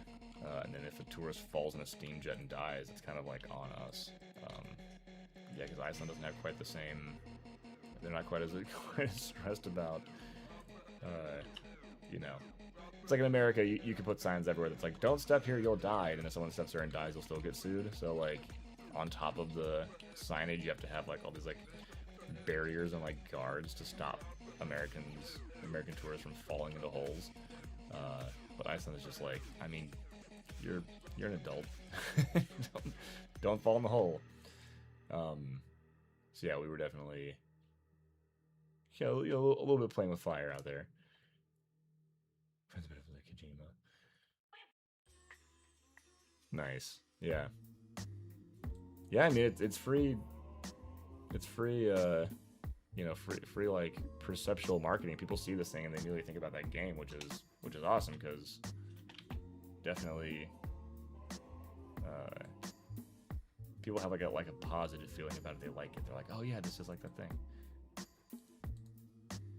Oh yeah, no, it's very dangerous. No, we definitely like it, that's one of those like that could have become a very different story that we were telling now after the fact. Yeah, there was a moment where because like the actor was walking like away from us, even further into the steam than we were standing. So like there were a couple of times that he was like tense and weird, and the director was like, hey man, like try to walk, you know, like less scared looking, and he like turned back and was like, I am scared though. So we're like, okay, let's call it, let's get out of here. Yeah, seriously, the things they do for the shot is crazy. I learned the hard way though that like fight scenes in pratfalls look better if you design them and don't actually get hit by things. There's a stupid short film I did where I like went to get a cup of pudding out of a fridge, and I was like scrambling around and like opening all the doors of like the freezer and the fridge and stuff. And like in the final shot, it looks like I opened the freezer door on the top, and as it opens, I pull my head back really fast, and it looks like it missed me, but the freezer door actually hit me in the nose and almost broke my nose. Like my eyes were like watering from the pain, but the shot doesn't look like the door even hit me at all. So like if we had intended for it to look like the door was hitting me, if we had shot it in a way that the door like misses me, but like I had snapped my head back at the right time where it like overlaps me in the frame, it would have looked like a more serious impact, even though it never hit me at all. So like, you know, an actual person getting hit by something on camera doesn't look as good as a designed fake hit. So I try to remind people of that all the time when they're like filming stuff, and they're like, oh no, we'll just do it for real, we'll just actually have like a fist fight. I'm like, no, an actual fist fight looks terrible on camera, it doesn't actually look good. You want a fake fist fight, and for like the punch to like overlap someone's face and have the person like snap their head sideways, like that looks like a more serious impact than actually hitting someone in the face. Yeah, so unless you're doing like a macro slow-mo like slap where you can like see their face like warp, unless you're literally doing that shot, it just always looks better to fake it. Yeah, so I always tell like indie filmmakers and like, you know, up and coming newbies and stuff, like take it from me, man. Like learn from my pain. It will literally look better to fake it, and you won't break your nose in the process. Yeah, really cool choreography. Really good previous choreography is like, it's a must for sure.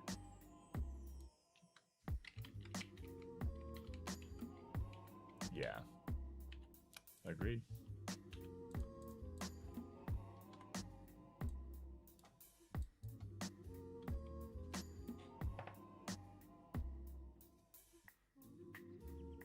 Drop a little timer on this thing. I'm like, how do we know? I don't know how long it's been. I'm always so fascinated by this stuff. these tools. Bum, bum. Did you even say somewhere? I'm like, oh no. Oh, here we go. Whoa, we've been doing this for an hour and 40 minutes already. This is great. Look at me being more productive than normal. Actually, just sitting here editing my phone and chatting. I love this song. Maybe it's not as good for the music bed. Gunfight's great.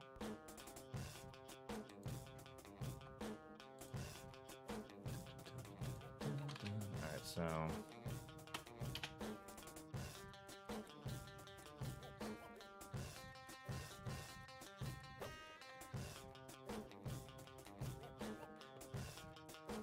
I like this series of shots. This is nice.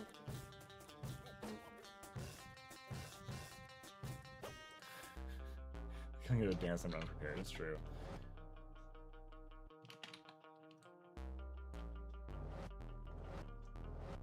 You know, maybe I will do. I just complained about this. Maybe I will do that thing because I feel like this little moment of him like looking to the near, like we're looking into the next scene, the next project, whatever. I think that maybe we do some more establishing shots for other things here.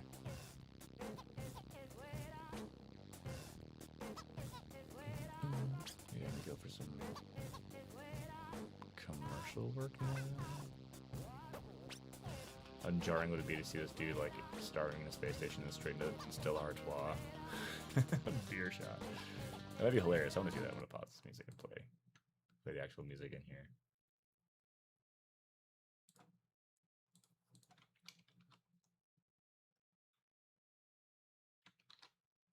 I have to know. I know this is gonna be really dumb, but I want to know what it looks like. Let's see it. Let's see it in context.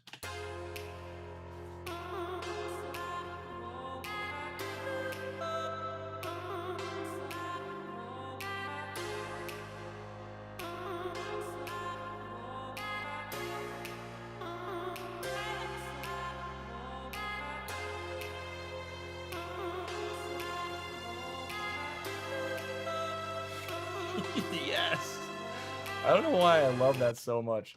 Just like straight into a shot of beer. I also kind of want to keep that though. I don't even care.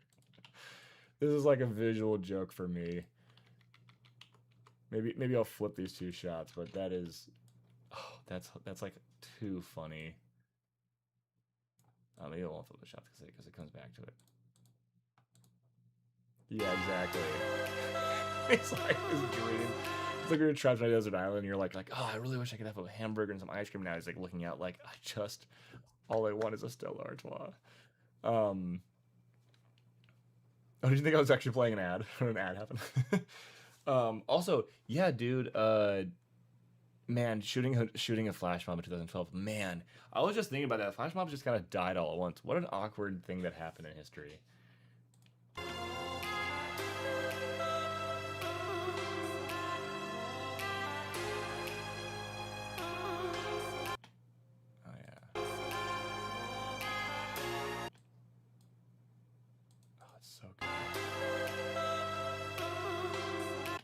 I'll have it happen here because it doesn't take that long to recognize. Okay, cool, the sweet Stella shell.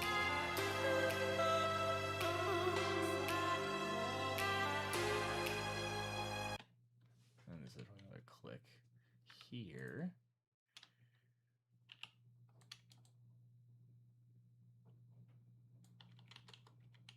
I love Stella. I drank way too much Stella Artois. I used to shoot these Ferrari events, and they would constantly be sponsored by Stella, and so... Oh, the Harlem Shake! Wow, yes, holy cow, the Harlem Shake. That was so much fun. I actually was in a few Harlem Shake videos for corporate clients. They were like, "We're gonna do Harlem Shake." I was like, "Okay, let's do it." I get to be in them. I was listening for a musical cue to get out of this thing.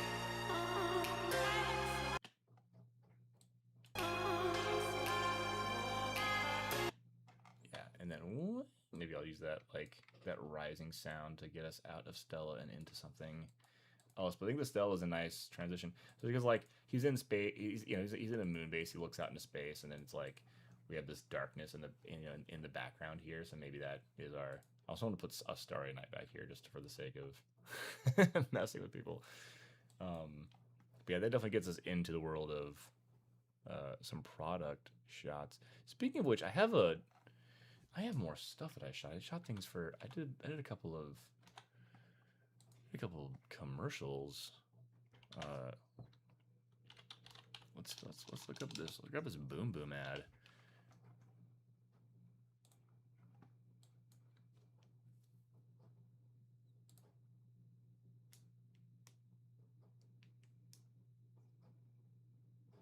Oh yeah, that's so funny.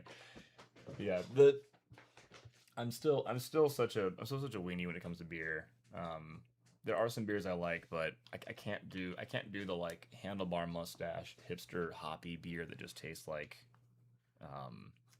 they're so bitter. It's like I don't know, like battery acid. It's just like I'm not sophisticated enough to enjoy a wildly bitter beer. So I'm always like, it's for me. It's like I'm gonna do it. I want like a Hefeweizen, like a wheat ale or a cream ale. I'm like, I'm always like, if someone's like, hey, what kind of beer do you like? I'm just like, what is the beer that you would introduce to like your girlfriend that hates beer? Give me that. Give me like the softest beer that you want to introduce someone to.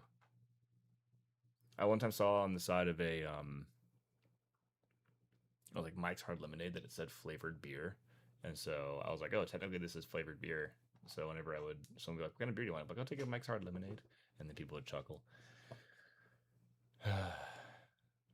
It's not enough manliness in my soft beer desires. Oh yeah, Budweiser. Yeah, that's like if we can have like a mainstream beer like Budweiser and what Coors Light and stuff, it's like I don't know, man. Just go PBR. Just make it a cheap hipster beer that doesn't also taste like absolutely totally bitter. But like, dude, I didn't know. I mean, now we're just talking about beer on the stream, but there's a beer called Tecate that they have here that I discovered after moving to LA, and it's like so legitimate. Like it's sort of I always call it like it's like the LA PBR. Being from the American Midwest, from Indiana, in the middle of the country, I'm a PBR guy from where I come from, but discovering Tecate has been great. Oh, interesting. Honestly, sprinkling some salt into a bitter beer. I'm curious if that would be good because then you get that kind of tart, bittersweet thing. Like what is it? It's like a sea salt and vinegar kind of flavor. I'm curious about that. Finished videos. I'm looking for finished videos again. Master collection. Do I not have my Boom Boom shit in here?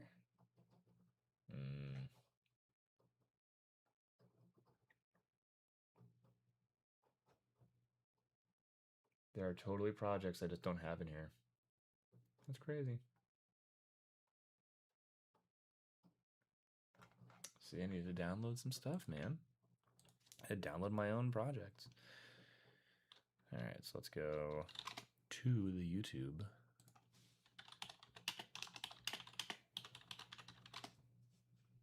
I'm gonna look up "Hello New Boom Boom." It's 100,000 views. So awesome.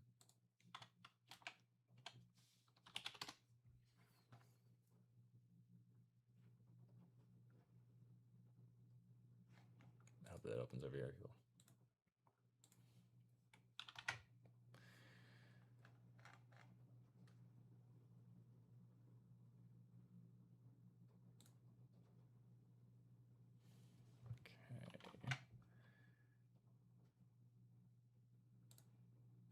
Oh, interesting. I downloaded this before. Okay, great. This is cool. Yeah, we just need to move a bunch of stuff into another folder.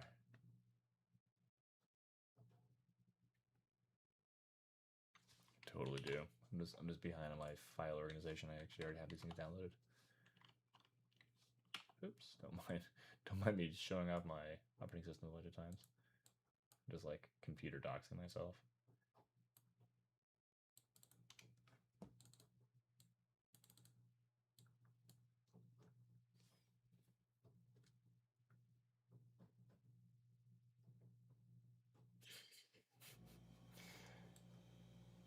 Getting 100,000 views. Honestly, yeah, getting 100,000 views would be super cool.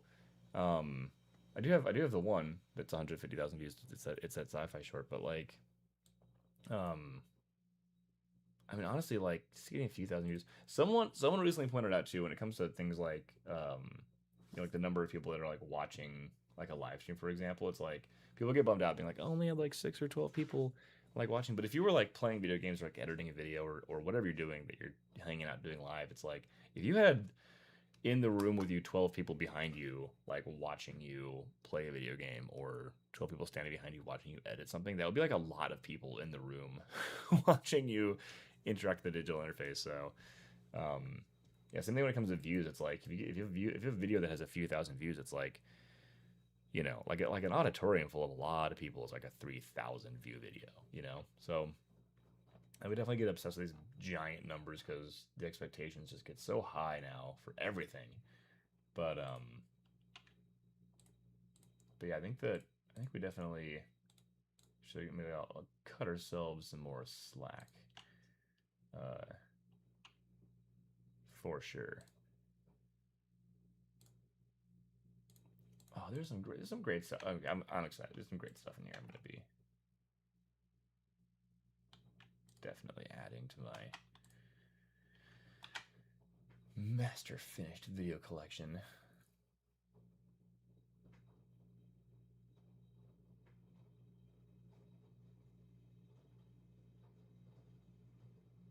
The other thing too is like, if you get 100,000 views in a video, but I don't know, like even from a monetizing standpoint, like that that's some money for sure.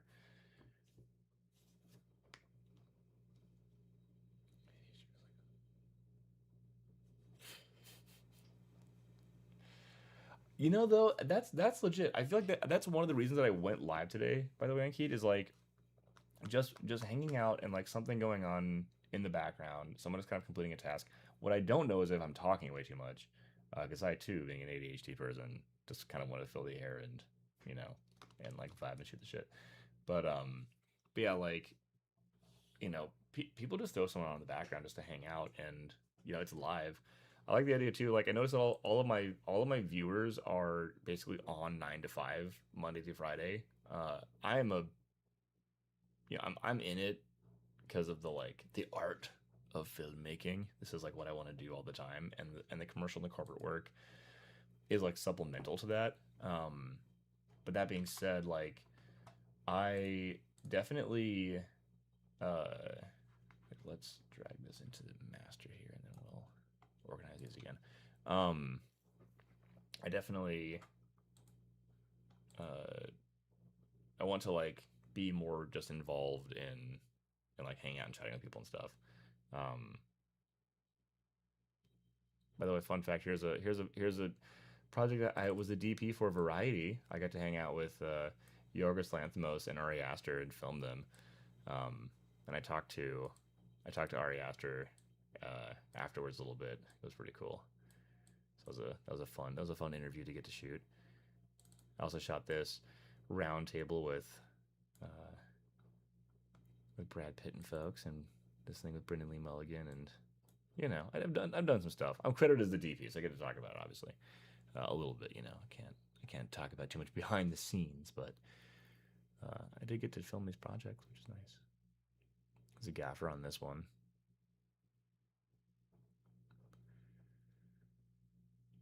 There are a few of these there are a few of these music videos with the gaffer on, not the DP, but I'm really proud of how the lighting came out. Actually, this is funny. This project, at the end of this one, where are we at here? Where's our? Get that TV shot again. Here we go. So this TV right here, production actually like, you know, this is all practical effects, just like she filmed these TVs in space. This isn't like dropped in digitally. But the production was like, we're not gonna like use this or return it. So they're like, we might just recycle this TV, and we were like, we'll take it for sure. We'll keep it. And now that is the TV that's set up here as our retro gaming station. So sometimes like Brigitte will stream playing retro games on a TV, and we'll actually film that TV in the corner where we have like a PlayStation 2 setup and stuff. So it's funny when like a prop from another production becomes, you know, a prop here for our own projects and stuff too, which is cool. Sean Penn interview. Spiritual Cramp music video is so much fun. All right, let's see here. Specifically, here we go. This is what I want to do. I want to pull this one up.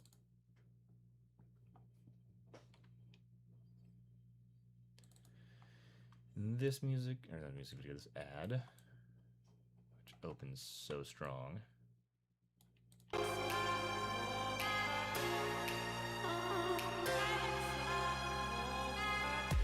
fact, you know what? Right there.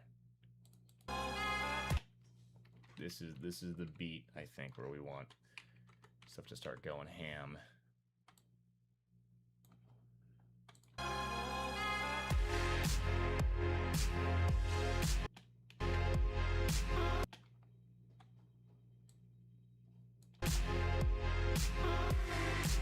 You know what?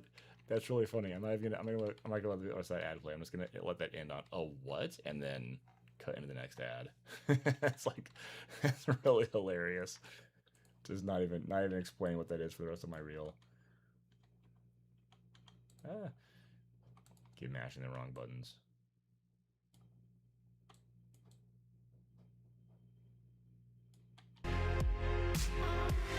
Minty. I might keep that shot too.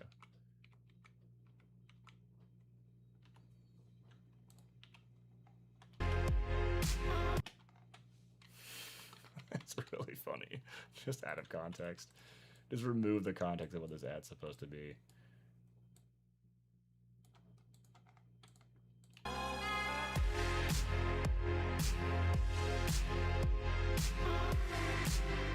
Oh, I got one frame too many there.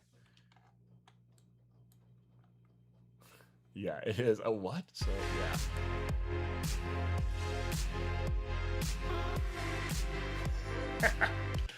I'm so keeping that. I'm so happy. This is great.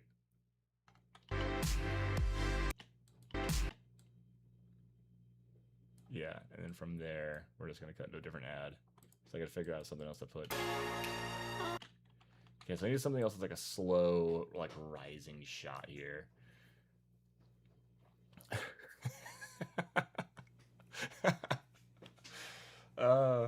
Okay, you're killing me. I love that.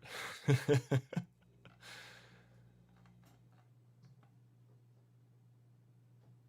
what's another?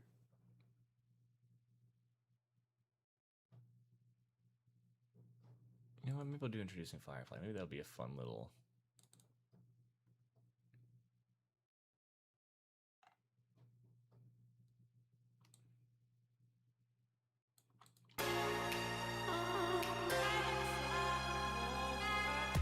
Yeah. Oh, actually, that's really good. That's a good spot for that to cut.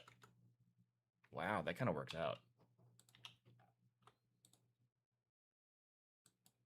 Yeah, we'll circle back to that. Let me see if this plays. This may or may not work.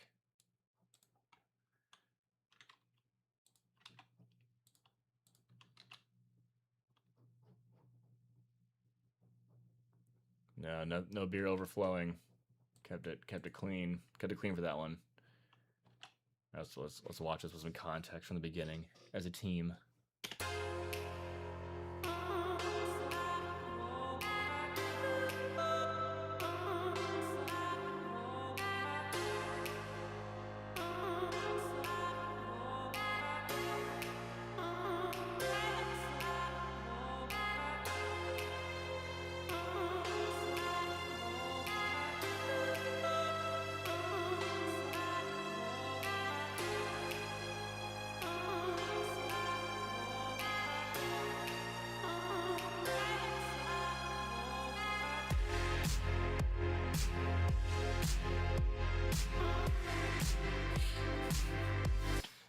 cool. Yeah, there's a few things that they hold maybe a little long. Kind of earlier on here. I really like this little rising action right into here. Maybe returning to the shot of Stella here maybe doesn't make a ton of sense. Maybe I can even extend this a bit. Or use a different shot from this clip.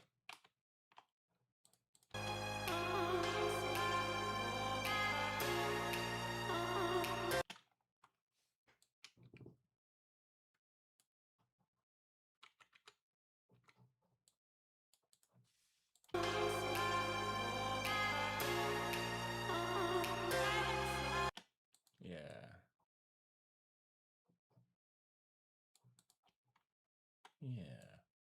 Oh man, I'm getting hungry. I need to take a little sandwich break here and return in a minute. But right now, I'm just enjoying just being here and doing this stuff.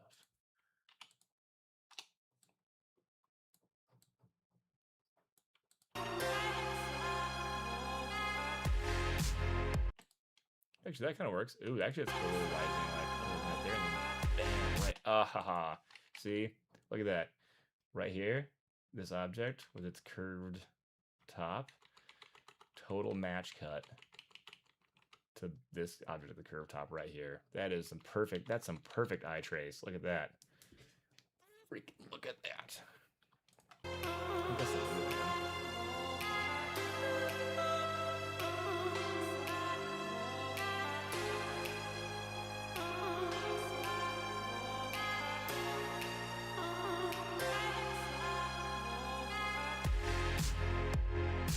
Yeah, that's a good transition. I'm like not even mad at that. That's awesome. Man, that felt good. Wow. Okay, that's the first. I'm like happy with the beginning of this and all, but I feel like that little moment from Stella through this starting, I'm like, that's strong.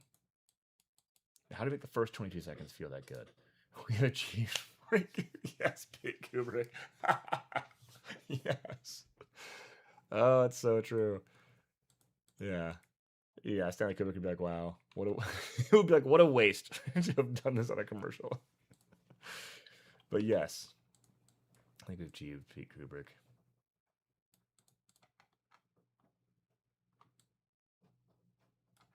Oh no. Okay, hold on. Go straight down. There we go.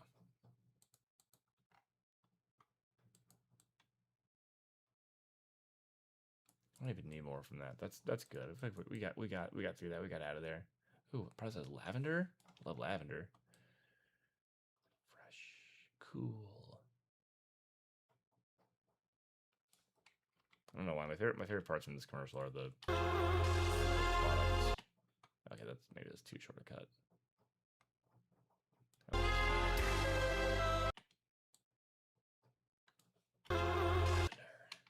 Maybe I can make it work. Chop. Move this out. Also, I guess I don't need the. I'm gonna make you hear the sound every time that I'm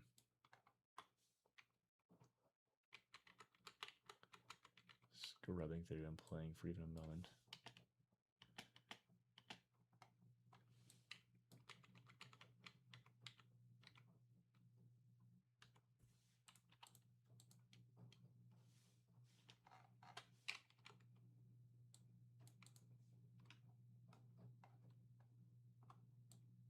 Put this with lavender, maybe.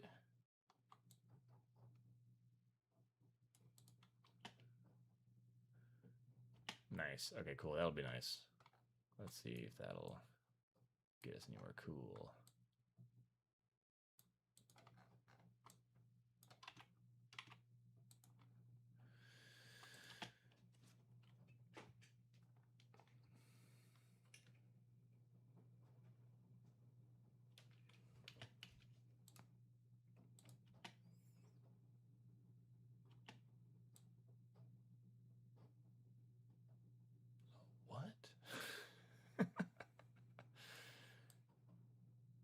That's so good. I do it like this.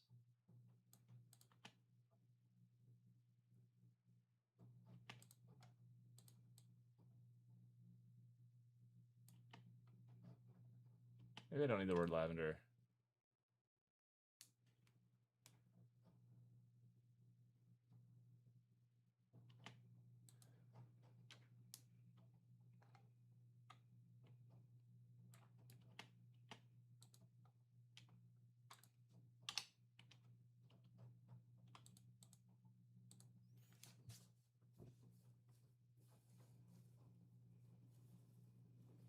Nice. You made the shiny made the sniffing. Very good.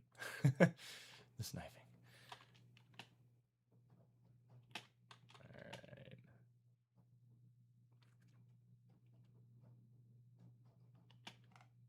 It's so good. Maybe I can get away with slowing this clip down just a hair. It's gonna look all choppy, but maybe I can. Oh no, it's choppy. Maybe I can do. Oh, there's got to be like a. Does Resolve have like a? Does Resolve have its own version of like Twixtor by any chance? I feel like it does. Let's look this up.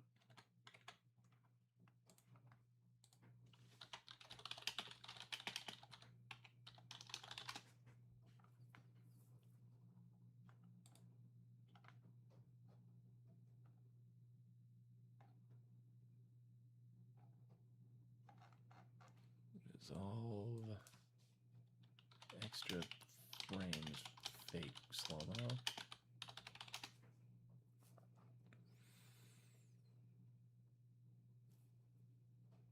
It's called Optical Flow. See, you already know. Is that like a color grading tool? Is that an effect here? The right panel. Is it under inspector? Retiming, motion.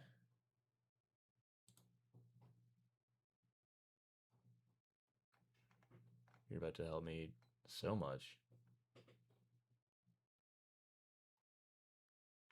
I'm also gonna look that up. Resolve Optical Flow.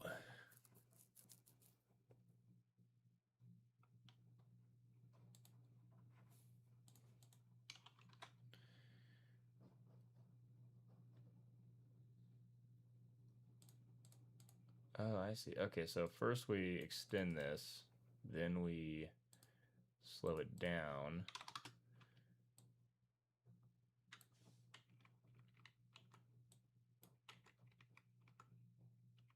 Okay, that's like perfect. Exactly what I want that to end. And then we go to. Okay, so click the retime. Optical Flow. Ha! Look at that. Whoa, that is better. I also need to slow this down just a little more. Maybe say 75% then. Wow. Yeah, cool. For a shot that's that controlled, I think that actually works out. Thank you, Ankit. You just helped me get this pacing to fit the beats. Nice. And I don't think anyone will notice or care. Control R. Control R, you say? Oh. See? You're teaching me Resolve right now. That is the thing I'm also going to do. I'm going to be doing all the Resolve like online courses and getting sharing some information about like how this stuff works. All right, let's watch the first. Oh man, I really want to fix the pacing. This opening shot's sweet. I feel like you could probably snap here at this snap. I think that's enough of this shot probably. Which means I can also actually speed this up. Let's go 150. Yes. Yeah. That helps, I think, a lot getting us into this thing. Hey, we're helping each other out for sure.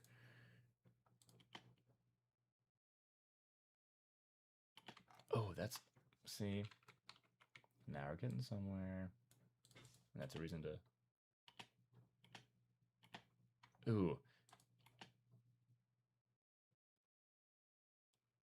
Oh, that kind of works. Like, I want to turn the audio on, and you tell me if this is too much like cutting to black or not, because I feel like this kind of works.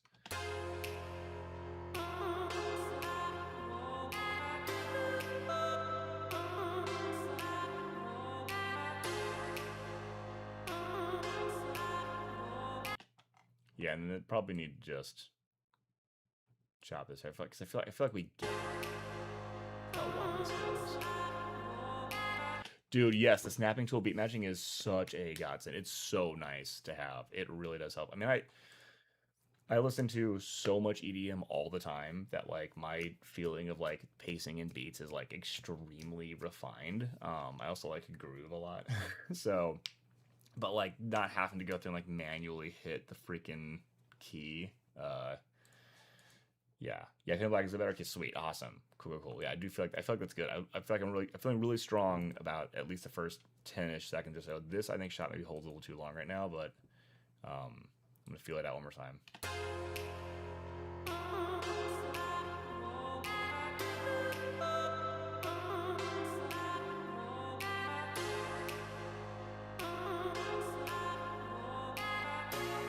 Yeah, I wouldn't go any longer than this. I think this is like maximum length, maybe even one whole click sooner. But then I still want this to be what happens here. So there's like a whole shot we can squeeze in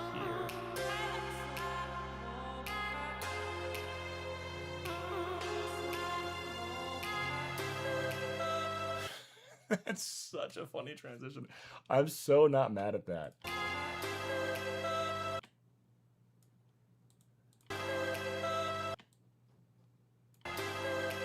Maybe I'll even cut it black just for.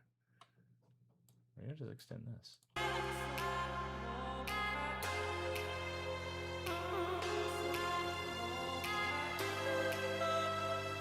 Yeah, the click. Maybe let this go to black and then switch it.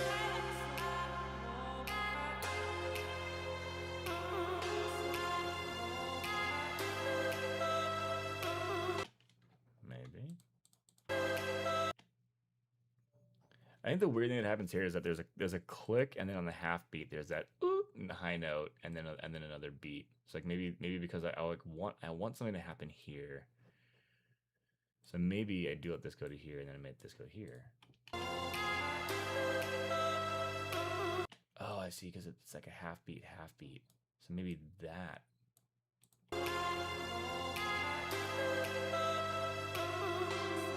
That could work. It's a placeholder right now. The first part of this now is feeling extremely good. This still might be a little long, but we'll see. But yeah, maybe like this section is where, yeah, like cinematography reel. Let's put that as a placeholder. I think you're right. Text.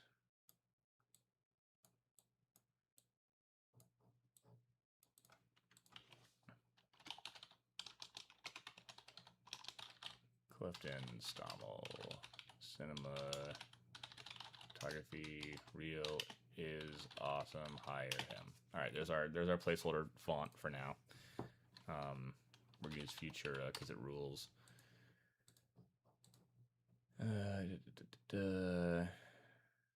Yeah.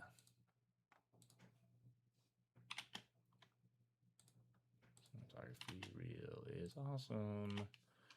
Hire him. Yeah, cool. All right, let's see how that feels.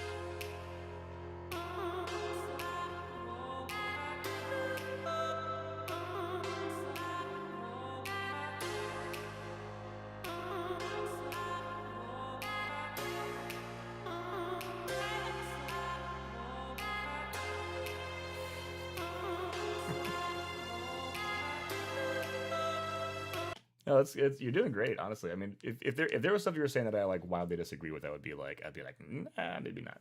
But I mean, yeah, this is great. This is like we're crowdsourcing an edit. Some other editors will pop in and be like we think this too. See, if I had like 100 people in the stream right now, I would just like crowdsource an edit. We'd probably come out with a really strong, probably go super strong here. But no, your sense is good. I'm super curious about this. Kind of like the very cool. I'm catching up on some messages here. Click needs to be cut. Okay, click needs to be cut to the macro. Yeah. So the So you're saying like this click, right? Maybe we could cut it out here then. No, this is great. Hey man, we're leaning on each other. It's nice.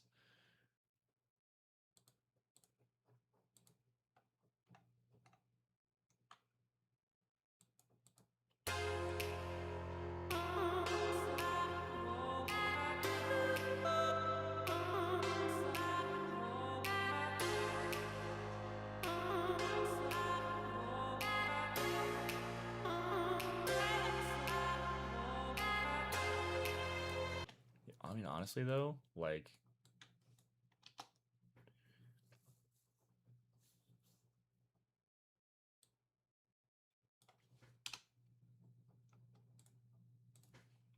what if I do like this? Because there's a click right here. I could totally get away with this move. It's like one of my favorites.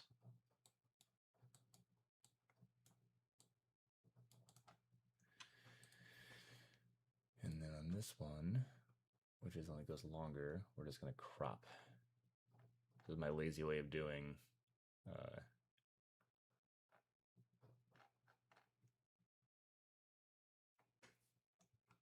where's those settings? Right here. Crop bottom. Oh, come here. Wait, what? Whoa. Why can't I crop that? Is source cropping different from output cropping from source cropping? Whoa, different thing. Okay. There we go. Now it's gonna be like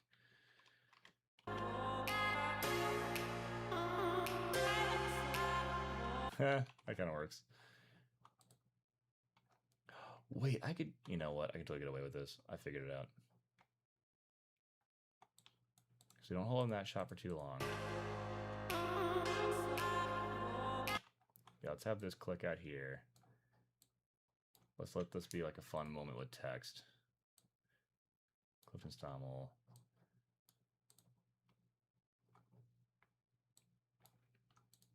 Let's have this be Clifton Stommel, director of photography, and gaffer. That would be nice, because I'm definitely gonna put some stuff in here like gaffed.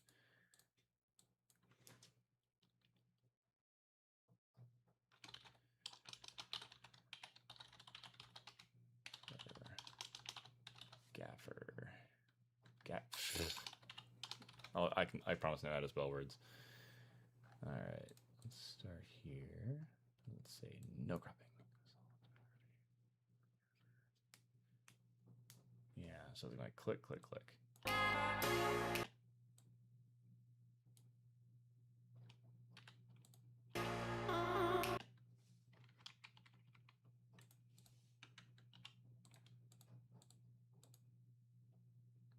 You cinematographer, gaffer, colorist, right?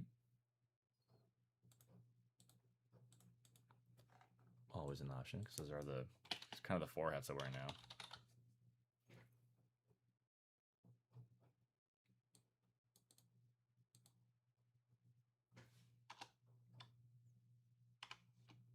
I can be like cinematographer, gaffer, colorist. And since I'm the big name, you can do like that. Ooh, now we're getting somewhere. Getting bougie. I'm just gonna make these marks up here so I can recut this with ease. Oh no, I lost my hair light. That's all right. You can still see me off the background. I should add that in, right? People know that. People like to add numbers in math.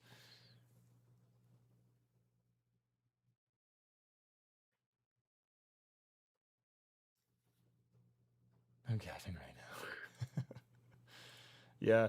I mean, cinematography on set. Mostly, I'm either director of photography or I'm gaffing. And then in post-production, coloring is what I do. And I love shooting for my own stuff, so yeah, let's do cinematographer, gaffer, colorist. That's good. I always like how short DP is, but I guess across the pond and everywhere else, everyone says DOP because DP means multiple things. But in America, we say DP. It's really funny. But I'm gonna go cinematographer. Or should I say director of photography? That's like super long, right? Photography.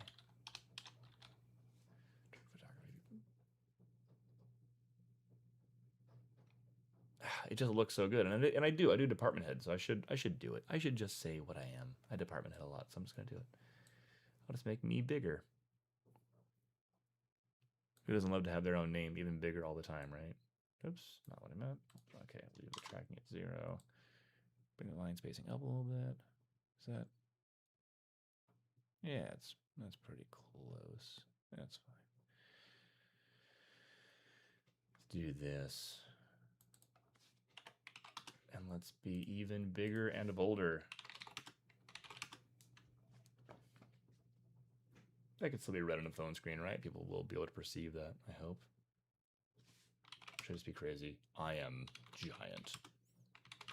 I mean, I am giant. I'm literally 6'7". I'm a 2 meter long man. So like, you know, being like huge, in your face energy for my brand is like not bad.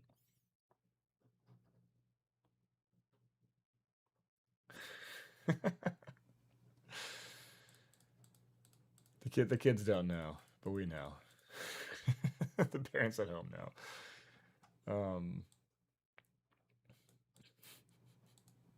I'm kidding. I'm having a blast, man. Thank you for being here in this live. This is wonderful. I'm having such a good time doing this.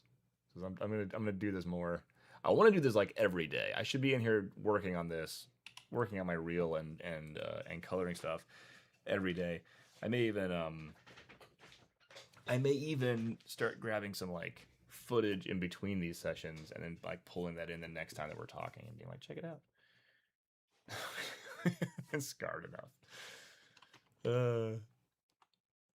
What I'm gonna do is I'm gonna get this tightened up so that we're happy with the first 42 seconds, and then I'm probably gonna take a little breaky, but I'm definitely gonna at least finish this. I'm cool with this. I like this. We're here. Okay, we got this much. So let's move these up. Slide this over. Zoop. I need 3 clicks now, don't I? Yeah, I need 3 clicks now. You know what? Maybe I'll just move this up to here after all, like we did earlier. Now I get my 3 clicks. So I can be like, check it out, everyone. Be like, be proud of me, mother. Alright, so.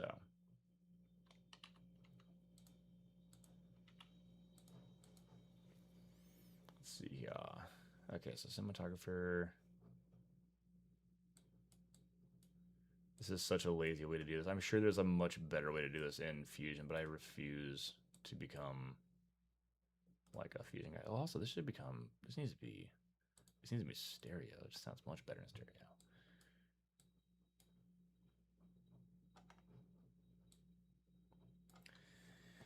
Okay, so this one we're gonna crop the bottom till we get rid of that. Boom, click Stommel. There I am. Then we're gonna crop right. No, that's not working. Oh, oops, wait. This one we're gonna crop right. Yeah. So we're gonna crop right. There we go. And this one we're gonna crop right. Like that. And then we should have it. This should work now.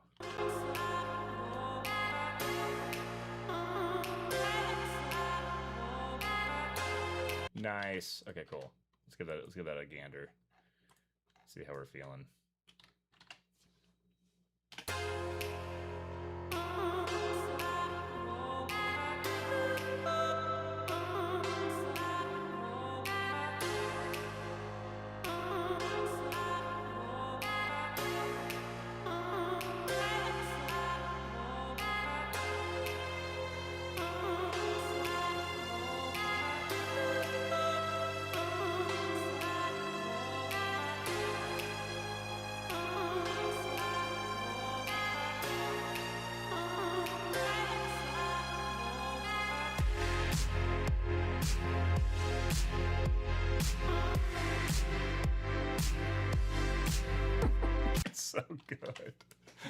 So funny. Oh, that's great. You know what? All right, cool. There's definitely some stuff that could be your exact process in doing cutting text. Yes, I'm so glad to hear that. If it works, right? I love that statement. Like if it's goofy but it works, it's not goofy, right? If it's done but it works, it's not done. And yeah, man, that's good. Honestly, like I feel like there are a million different ways to do all of these different effects and techniques and stuff, and all of these programs have so many like submenus and tools that do variations of the same thing. And I always love finding out different people's like tricks and workarounds and stuff for different creative techniques. So this is super cool to get to see to get to talk to other people about this process and see what all what all people get into. But yeah, I feel like we're to this could always be tightened up, but this is a nice start for sure. I think there's going to be some more cool stuff to do. Final Cut Pro 7. Resolve, yeah, honestly. Man, I have been editing in Resolve since version like 9 or 10. Cuz all I do again as a director of photography and colorist mostly, right? Like I'm not like an editor doing like crazy social junk by trade. Like I don't do like a bunch of car videos and stuff. So, that shot of like the car like power sliding around the corner and then like it like slows down and RGB splits in a different channel, and then like as the car speeds up the like RGB split offs like catch up to the car and then it zooms forward. Like I don't like those are cool effects, but that's not necessary for narrative work. And most like broadcast commercial stuff just looks like this. So like it doesn't need all those like split layer effects and like retiming things and whatnot. So everything I do is like just straight cuts in terms of pacing and like J cuts, L cuts, things like that. So I don't need like a ton of crazy plugins and junk. There are a bunch of plugins now for Resolve, but like at the time I was like, all I'm doing is just like cutting on the timeline. So so for me it was like very happy to be working in Resolve, where I would just like edit and color in the same program, and then if like something's already colored and I have to jump back to the edit, make an adjustment, I don't have to round trip it over and over. So yeah, the node tree, yeah. It's crazy how helpful the node system is. So nice, and like having access to both. In fact, I'll remove me here. Having access to the waveform and a histogram at the same time, like this app, everything's an app now. This program is so good for color. Trying to do color with like the Premiere like 3-way color corrector, it is just painful now compared to this. So definitely would rather have a more like rudimentary editing UI. Well, I only say that because I don't use Premiere at all anymore. I haven't since like CS6. So like, yeah, basically I don't know what kind of new tools there are now, but I don't feel like there's anything missing from the workflow that I'm used to. So, and yes, dude, waveform for white balance, 100%. In fact, I'll show you this cool thing right now. There's kind of a double whammy way to do this while we're hanging out for a sec. Let me here, get rid of me again. So like, there are a couple ways to do this, right? One is obviously you see where the the RG and B are split, right? And like you can adjust adjust to taste to get those things set up. But like this thing, dude, let me break this out and make it big. In fact, you can see, I'll illustrate this up too right now, right? You see there's like horizontal lines. The fact that this has these broken up horizontal lines, this is how I tell people like I can tell your footage is 8-bit. Even if they give me a 12-bit file or 10-bit file, if you have these like horizontal streaks on your waveform, that is the telltale sign of 8-bit data inside of a 10 or 12-bit container. So, fun fact. But yeah, I will literally use this and be like, well, I know that white is equal RGB, and so I'll start pulling down blue and start pushing up red until red, green, and blue are all equal here. And once those are white, I know that I've got my white point set. And so now like this is 100% like white balanced here where the brightest whites are. versus that. Like it's bluer, it's whiter, it's bluer, it's whiter. So I like showing that to people in terms of like if you need to white balance but you can't quite perceive it, or if you're not sure your monitor is appropriately calibrated and you're not able to see white correctly in your room, making the RGB overlap each other is how you know for sure that that is actual white point, because white is just equal parts RGB. Fun fact. But I'm gonna leave it as it was, because this is supposed to be kind of cool and icy and minty and, you know, cyany in this shot.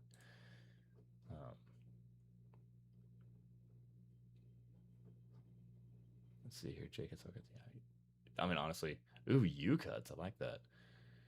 Way underrated. Way underrated. Jake cuts and L cuts. Yeah.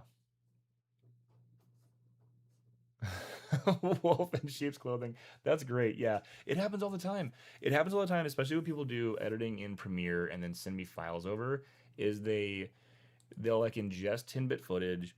They'll have their like project set to 8-bit, or it automatically gets set to 8-bit because of, I guess, saving on processing power for their laptop or whatever. And then when they go and they just export it, whatever settings, people get it wrong all the time, and I like have to sit next to them to find it because I don't use Premiere that much that I can just tell someone like over the phone, like, oh, change this setting.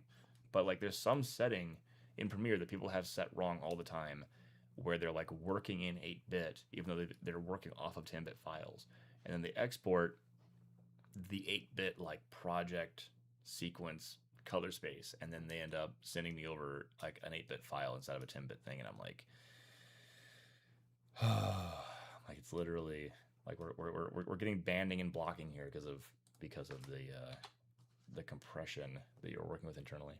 But anywho, well, let's see here. How long are we? Where are we at here? We got 2 hours.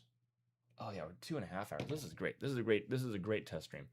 I'm gonna hop off here for a minute. I'm gonna take a little break, and I might be back later today. If nothing else, I'll be back tomorrow for sure. Ankit, is this a good time for you, by the way? Because I'm kind of working more to do like earlier in the morning, start like top of the day, get streaming, and then switch over to other stuff I got going on. But if this is a good time of day for you, man, I'll do it. You're the number one fan here, so I'll definitely do this. Color banding breaking. Oh, I know that feeling. Yeah, when the client is like, it's like, no, it totally is. And you're like, I'm literally telling you, I'm looking at the data. Yeah, I feel that. Yep, for sure. Oh, okay, that's fair. You're quite a way. You're quite a ways over there, across the pond. But it's not like impossibly. Maybe if I start a little earlier, you're chilling. All right, cool. Well, cool. Yeah, like I said, people are normally watching my videos 9 to 5. You know, East Coast, U.S. through West Coast, so it's like technically as early as 6 a.m. here Pacific time, people will be chiming in or tuning in.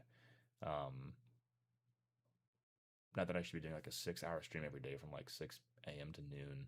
That would be like a lot of work, but if I'm just chilling here anyway, I may as well. I mean, why not? I don't mind you guys seeing my history of projects and things I'm working on while I'm working on them.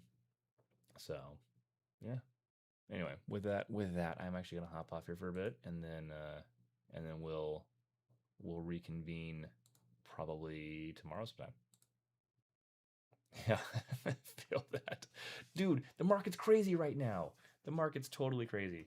There's still freelance work I'm finding around, but like, but you know, occasionally I'm like looking for like full-time work to, you know, do the 9 to 5 thing. But like, yeah, it's like I keep hearing more and more people are just like, dude, the market is nuts right now because a lot of economies are going crazy, and or inflation's bananas, and or, you know, companies trying to replace workers with agentic AI. And then of course we already have stories of agentic AI that like was like, oh yeah, I decided I was going to just delete all of the source data files for something that I had going on, and you're like, why did you do that? It's pretty hilarious seeing screenshots of people being like, well, Claude deleted my entire project and then overwrote it, so it's gone forever. It's just like, yeah, maybe don't hand the reins over just yet to to AI that gets to make a bunch of intermediary decisions between point A and point B. But you know, this isn't the AI podcast per se, so we're gonna stick to human creativity as much as we can in terms of conversations here. But okay, with that, I'm gonna go. And yes, email me. Yeah, definitely email me some AI horror stories. I want to hear about this. This sounds definitely up my alley. And I will send out, like I said, another newsletter with some information soon. And I'd love for when I do send out the base ETTR LUT. I'd love to get your thoughts on that. You pop it on your camera and try it out at the two natives. 400 and 3200 on whichever camera you've got. Unless you're on like an Ursa Mini, then of course, 800, as we know, is the native. But yeah, we will talk super soon. Thank you for being here and being awesome. And I'll catch you later on. In fact, I'm gonna do this again. Hold up this little cool thing.